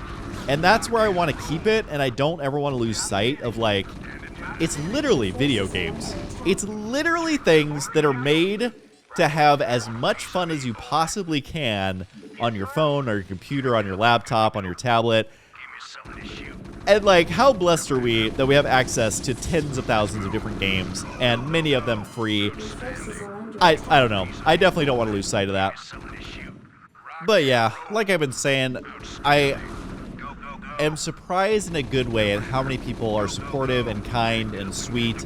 And I've always kind of made it my focus to really kind of support the people who, like, have that mindset moving forward. Like, I try not to feed the trolls too much. I think the only comment that literally makes me laugh out loud when I see it posted, and this is more of a Reddit thing, less of a Facebook thing, are the people who are like, oh, you know, Husky's just now coming back because he's trying to cash in on StarCraft videos. And it cracks me up. I literally, you you know, you literally didn't start StarCraft in 2009 to make a living doing it. I can tell you that much. But, you know, looking at the videos I posted, I just brought up a random one. So, like, my second video of the Legacy of the Void campaign, do you guys want to guess at how much money it made? The second video made $33. $33. And if you think that I'm coming back to make $33 a pop so that I can, I don't know, run off and do my super successful things with these $33, I mean, I don't know what to say. I can work a shift at Applebee's and make more money than that. And there's nothing wrong with working at Applebee's. I literally worked fast food for 3.5 years. At least I think it was 3.5 years. Maybe it was 3. Honestly, guys, I'm so bad with dates and times. Like, we'll say, you know what? Let's just say 2 years. You know, it definitely was more than 2 years. We'll just say 2 years. And, you know, I would make back then, I'd work a 10-hour shift and I would make like, I don't know, like $100. I'm trying to remember what I was paid back then. I think it was like $7.25. God, maybe it wasn't even $100, I guess, on a 10-hour shift. But either way, I was making more money doing fast food 15 years ago than I am making these. Oh, my poor base down here. You got to gather SCVs. But it's not for the money. It's for the fun. I will take any money that comes in. I mean, I'm not going to say no to money. I will take that $33 and I will give half of it to taxes, and the rest is going right into my Taco Bell fund. I'm not gonna lie about that. But you know, maybe there is something down the road where the success is, you know, great.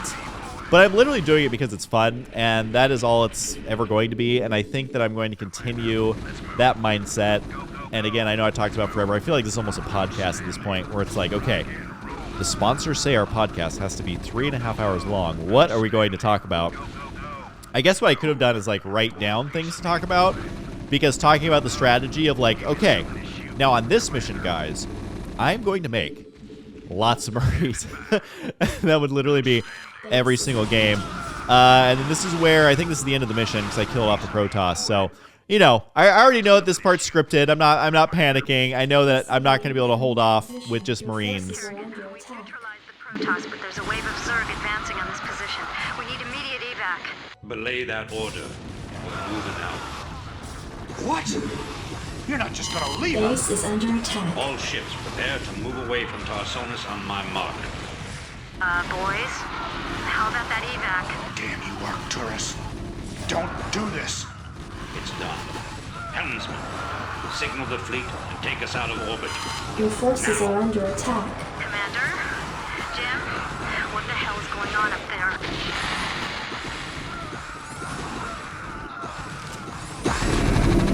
Honestly, some of the voice acting in all of StarCraft and StarCraft 2 and all the expansions, so much emotion, so much has 5 minutes. That just doesn't seem right. I'm so confused by the elapsed time. Maybe, you know what? Maybe I like went AFK for a minute or something. Like, why is that? I don't know. The fleet has lost contact with the ground forces at New Gettysburg. General Minsk has ordered the immediate disengagement of the Korhal fleet from the Tarsonian system. Protoss and Zerg forces continue to battle across the core continent of Tarsonis. Receiving incoming transmission. I can't believe he actually left her down there. I'm gone, and you better come with me. There's no telling who Arcturus will screw over next. Receiving incoming transmission. Gentlemen, you've done very well. But remember that we've still got a job to do. The seeds of a new empire have been sown, and if we hope to reap... To hell with you! You're making a terrible mistake. Don't even think to cross me. I have sacrificed too much to let this fall apart. You mean like you sacrificed Kerrigan? You'll regret that. You don't seem to realize my situation here. I will not be stopped.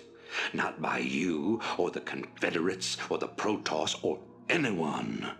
I will rule this sector, or see it burnt to ashes around me. If you try to get The in my fleet is way... prepped and ready, Commander. Awaiting orders. The hell with him. We're gone. It appears that General Duke has successfully activated Tarsonis' primary defensive weapon, the ion cannon. The cannon must be shut down if any escape attempt is to be made.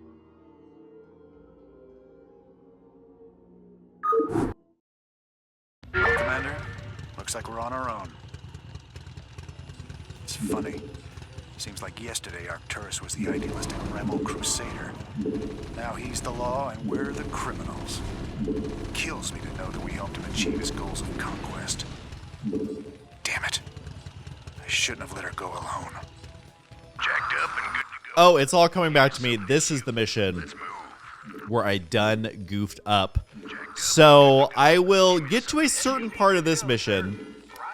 Again, I'm just going to be macroing as much as I can. And then I'll explain it when we get there. I think it'll definitely make sense. And I think it will save all of our sanity just a little bit. Because you guys have literally been listening to me rambling on for almost 3 hours at this point.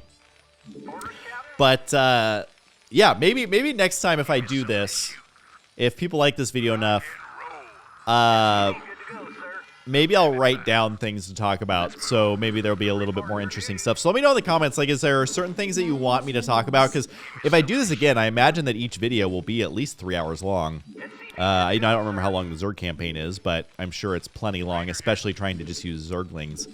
Oh, man, not looking forward to that. But if I do decide to do this again, which, again, nothing is at all set in stone, let me know maybe some questions that you have, stuff that I can ramble on about. Because a lot of stuff I've been talking about is just stuff that I see in the comments on, like, Facebook and social media and all that. But, yeah, Facebook is honestly, again, I know I've said this before, but surprisingly has been my most used platform lately, which I never thought I'd be saying that. But so many of you stuck around on Facebook. I can understand, like, not wanting to be on Twitter anymore and you know, you got more important things going on. But I think a lot of people use Facebook, you know, the way they always say, like, oh, you know, I don't really want Facebook, but I use it to keep in touch with everyone, which is, like, kind of what Facebook is supposed to be about. So I guess in a way we kind of do want Facebook. But anyway, so many of you stuck around on Facebook, and it's been awesome kind of reading the comments there. And there's like this top fan badge or something. I don't even fully understand it, but I guess if I like your comments enough or reply to you enough, or maybe you like the posts enough, I don't know what the algorithm is to make you a top fan. I don't even select it. It's like an automated thing.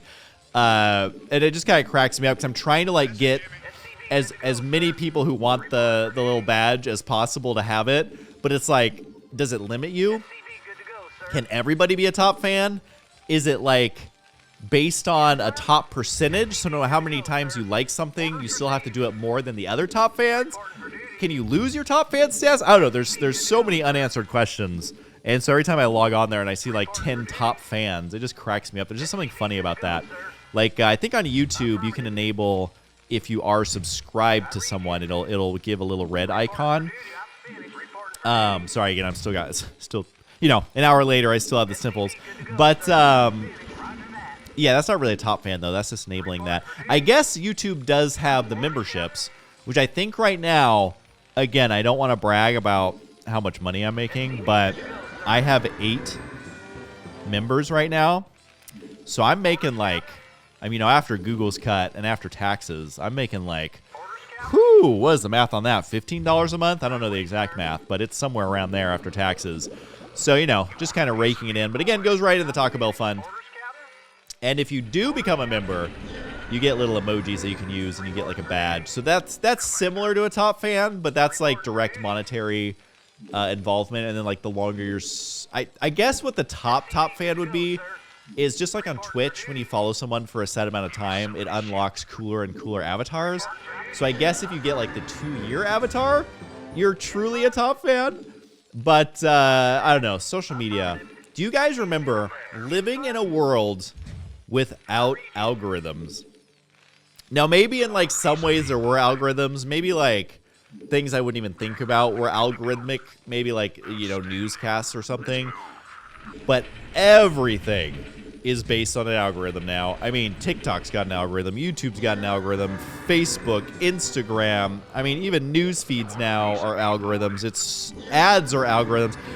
Everything is algorithms. Literally, Google's like, oh no, he's onto us. Maybe the algorithm's gonna be like, don't show this video to anybody. But no, like, do you guys remember living in a world without algorithms when like your social feeds were literally, you know, this crazy thought, the order that people posted things is how they appeared in your feed.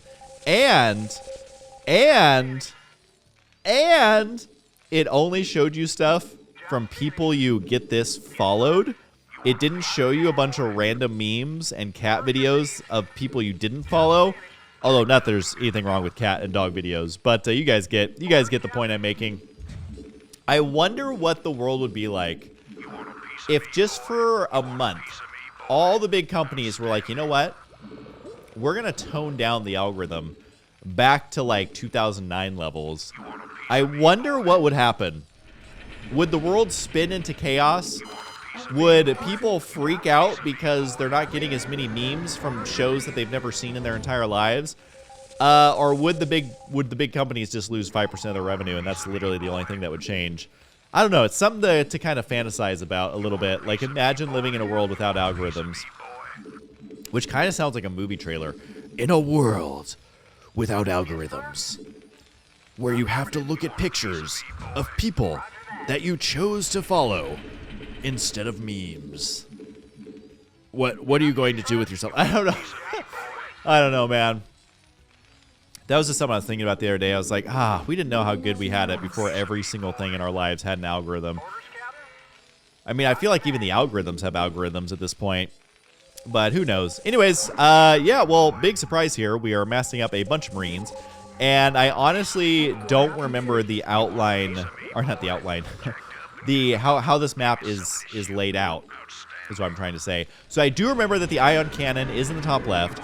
I do remember that there is a big base, I think, to the northwest of... I'm literally from the northwest. You'd think I would know which direction that is, but I always have to think about the compass in my head. Like, never eat soggy wheat, so northwest would be up and to the left. I always forget. And yeah, so my mindset going into this game is like, let's just try and kill the bases, similar to how we did the Duke episode.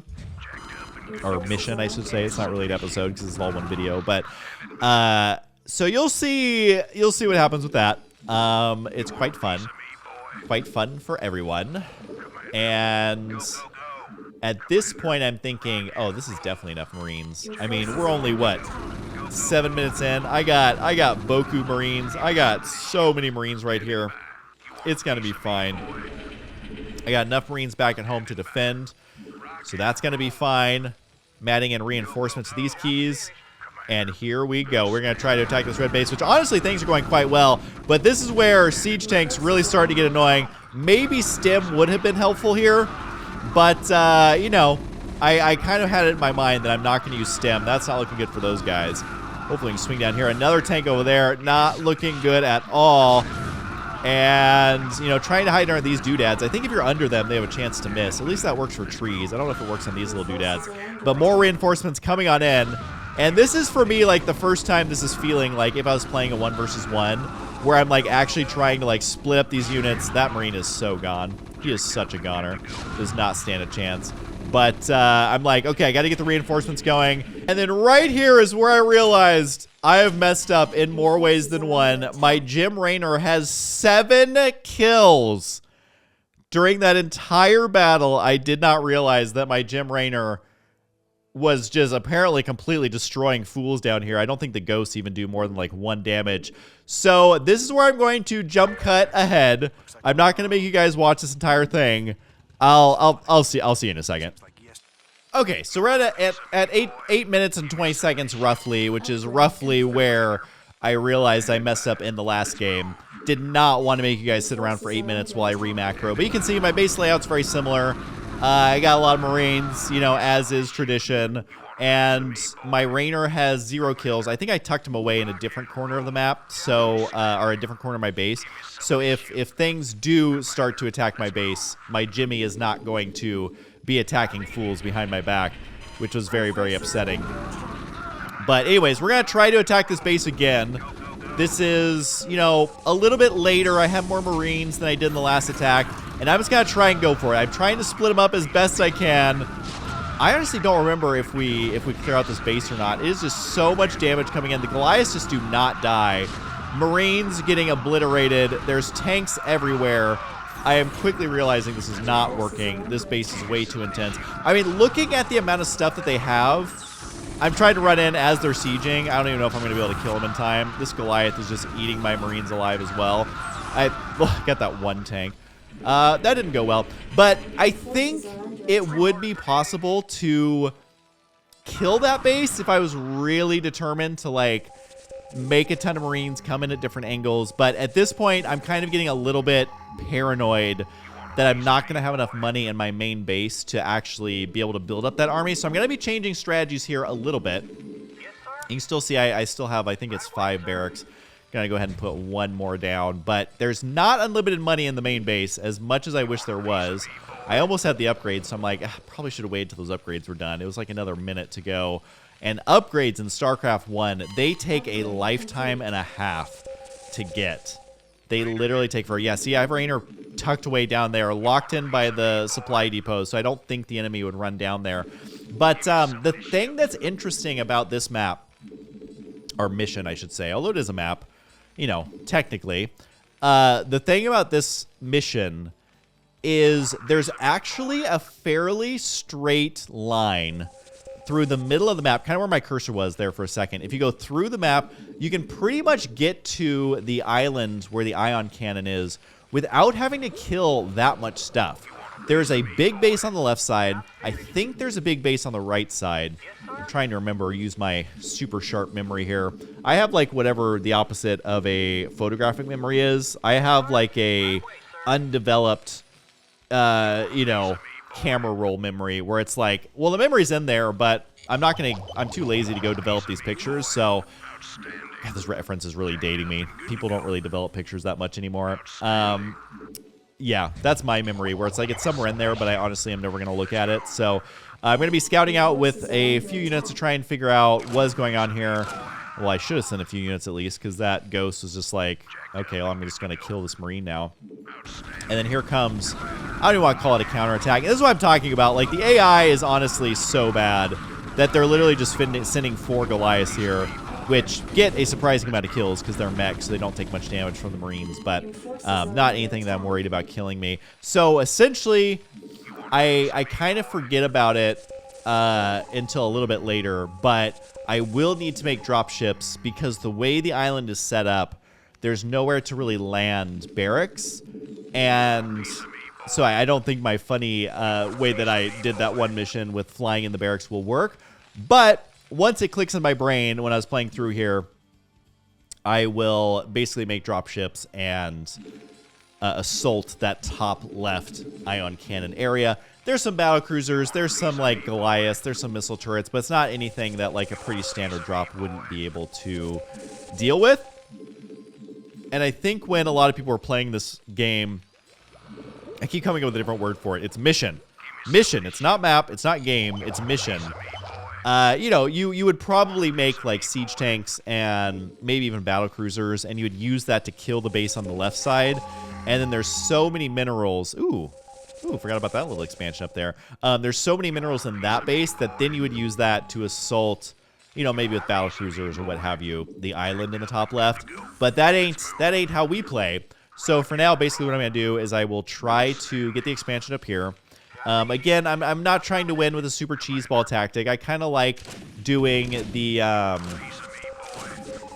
more of a, I don't want to say standard, but more of just like a normal style of beating these maps where it's like, okay, make enough units to overpower your enemy and win. Don't do anything super cheeky. Because you could literally probably, like, oh, nuclear launch detected. Where is that? Literally don't know where this nuke is. Hopefully it's not in my base. Hopefully it's not on top of my Jim Raynor. Maybe it's on my Marines, but they just killed him before the nuke actually landed, because I don't see an actual nuke coming down.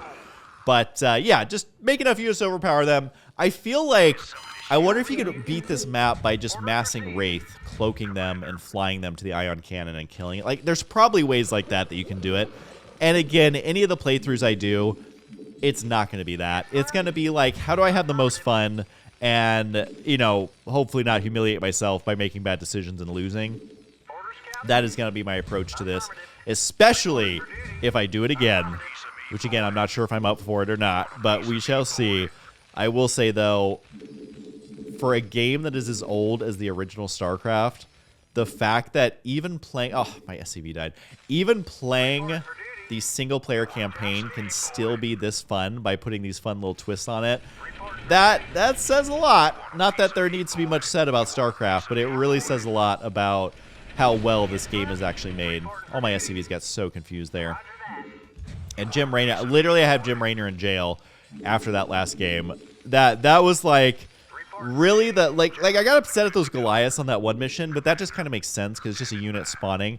I was so upset at Jim Raynor because I was doing okay. I still would have been able to beat the game. Mission. I'm going to remember that the word is mission, not game. I'm still going to be able to beat the mission, and then Jimmy ruins it for everybody. But I gotta say, I kind of really like Jim. Almost said Jim Carrey. I do like Jim Carrey, but definitely like Jim Raynor in StarCraft 1. His character, like, a lot of what he's saying, like, just makes sense, you know?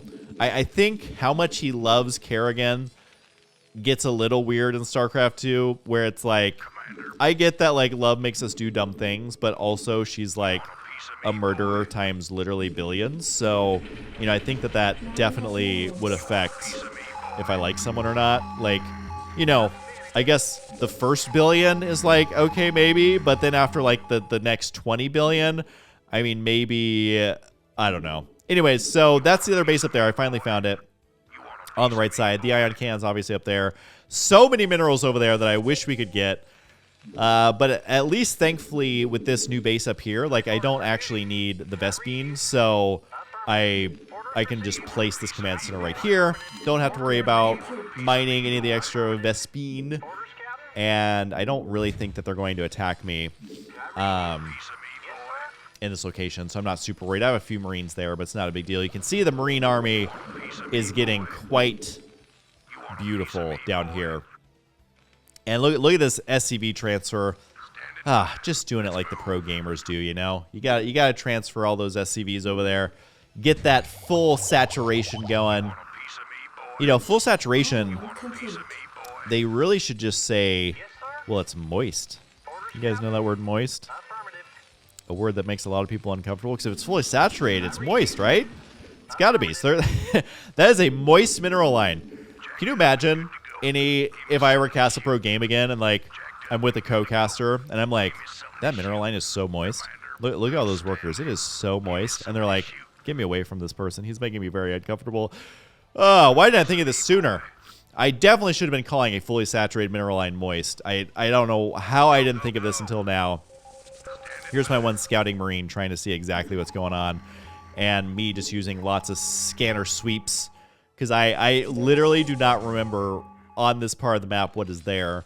But it looks like you can relatively drop there. But again, there's the missile turrets that I don't think I could fly in the barracks. So I am making a decision to do dropships.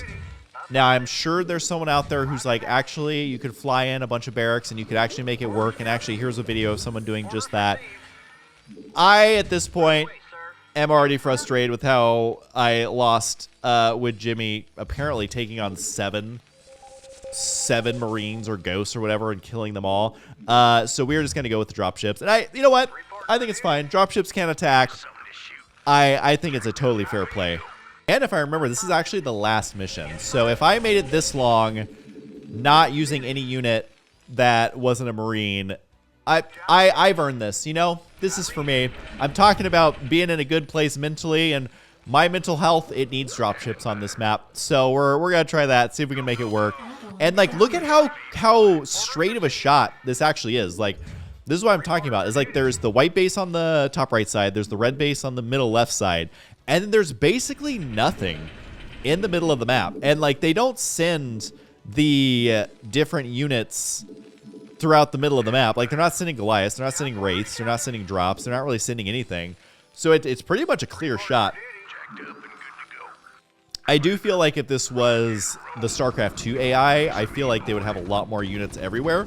But hey, this is StarCraft 1 we're talking about, so that is not the case. Which again, if I was to go back and like try and speedrun this, I feel like I could literally make this video half as long. If you saw me take a little break on the screen there, that was literally me being like, my wrist feels like it's going to explode. I need a minute. And my APM right now is like 70, because like what else is there to do other than send a bunch of Marines across the map? Like the ants go marching one by one, which is basically what this looks like, trying to get them over there. I'm telling him to attack move, even though chances of them actually running into anything are basically nothing. But look at this long stream of Marines. Literally just look at the minimap. I mean, I feel like it's almost going to be touching my base by the time they get there of just a constant stream of units. I don't know if these guys are thinking about the way that they're actually going to be going here. All right, look at that. There's just something you can't beat than the StarCraft 1 pathing. I know I mentioned it like 10 times, but it just cracks me up every single time. And get out of here, SCBs. Your service is no longer required. I feel like 2 starports is probably enough. I also love, I don't know if you guys know this. I mean, not that it's a secret by any means, but a lot of the lines of the dropship are from the movie Aliens. And so every time I use a dropship, it just makes me feel all sorts of ways because I love Aliens. It's such a good movie.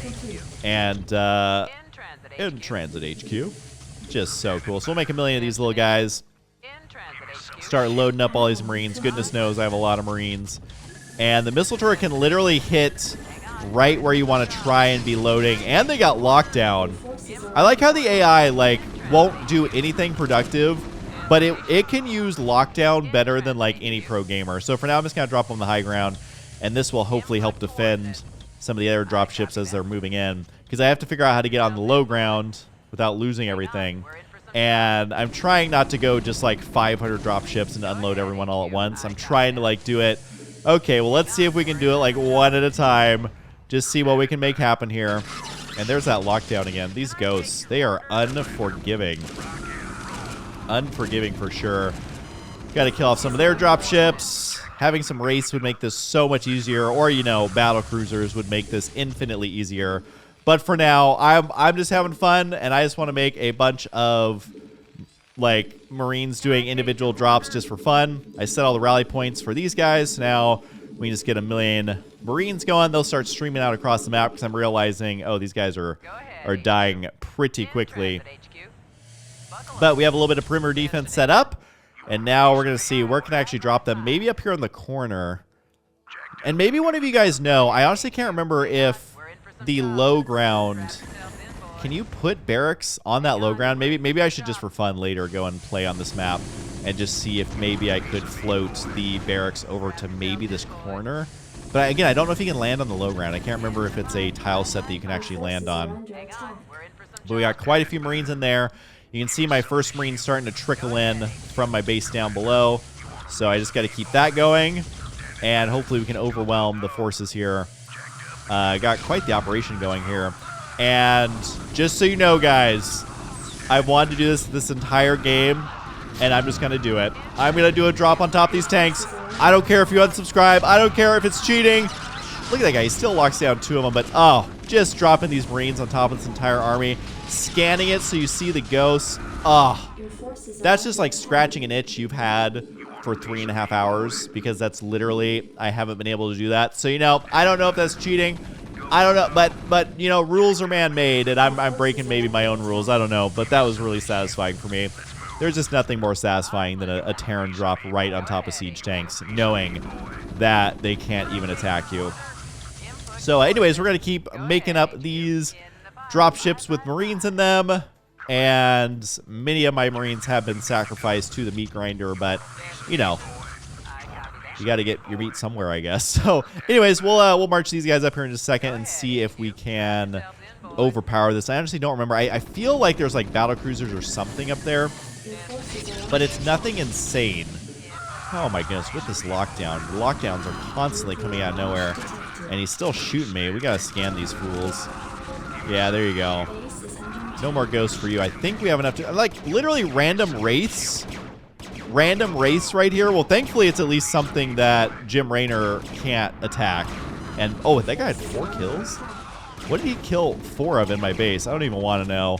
Well, there's gonna be 4 people not reporting into work today, so my bad. It's just so funny, some of the stuff the AI does. It's like literally cannot come up with an attack to save its life, but man, can it micro ghosts like nobody else. They do the cloak, they do the lockdown. It cracks me up every time. Definitely need more Marines. But I gotta be honest, I feel like we're getting pretty close here, and if I recall, this is the last mission of the StarCraft 1 campaign, which It's kind of bittersweet because I feel like at these levels starting to get much harder, I would really start embarrassing myself. Like, where are these ghosts even coming from? Are they just pumping out ghosts back at that other base on the right side? It's just so fun. Like, there's another ghost. Why are they massing up ghosts? Oh, so fun. And literally runs in and locks me down. And they're literally going mass ghost. It's freaking hilarious. It's so funny.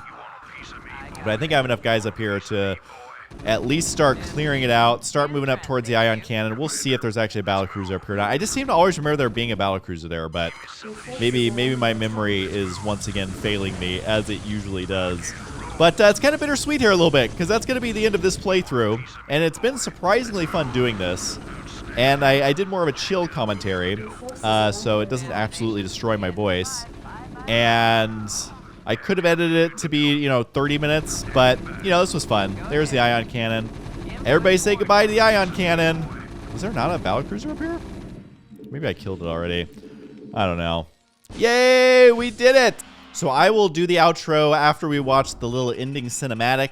If you are someone who skipped ahead to see the ending, I don't blame you at all. But it was a pretty fun playthrough.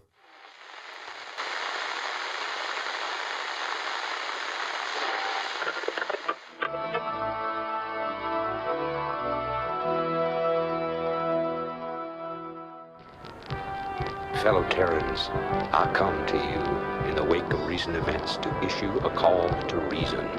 Let no human deny the perils of our time. While we battle one another, divided by the petty strife of our common history, the tide of a greater conflict is turning against us, threatening to destroy all that we have accomplished. It is time for us as nations and as individuals to set aside our long-standing feuds and unite. The tides of an unwinnable war are upon us, and we must seek refuge upon higher ground lest we be swept away by the flood. The Confederacy is no more. Whatever semblance of unity and protection it once provided is a phantom, a memory. With our enemies left unchecked, who will you turn to for protection?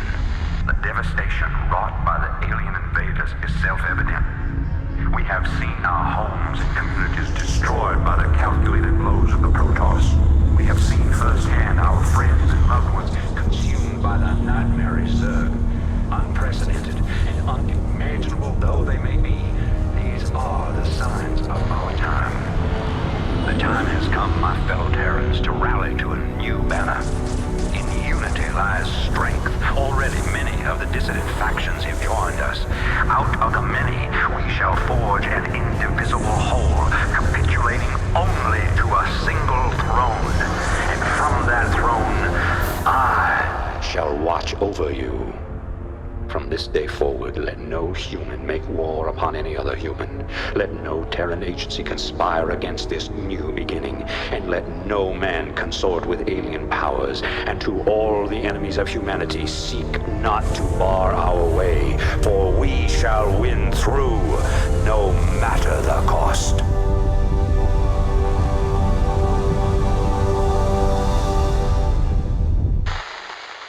And that does it for Can You Beat StarCraft 1 using only Marines. Here is every single mission. If someone is bored and wants to tag them down in the comments on the different time slots for when each one starts. But if I am going to do this again, the next one would be Zerg, as that does follow the campaign order that Blizzard laid out, as it goes Terran, Zerg, and then Protoss, saving the best for last.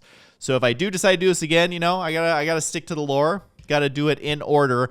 Let me know in the comments below if you would like to see me attempt to do it with just Zerglings. Again, I know people have done it, but I'm not going to research the best way to do it. I think my way of doing these videos is what I kind of enjoy the most, which is just showing my flubs, showing my thought process in real time while also trying not to embarrass myself completely, but obviously usually completely failing at that.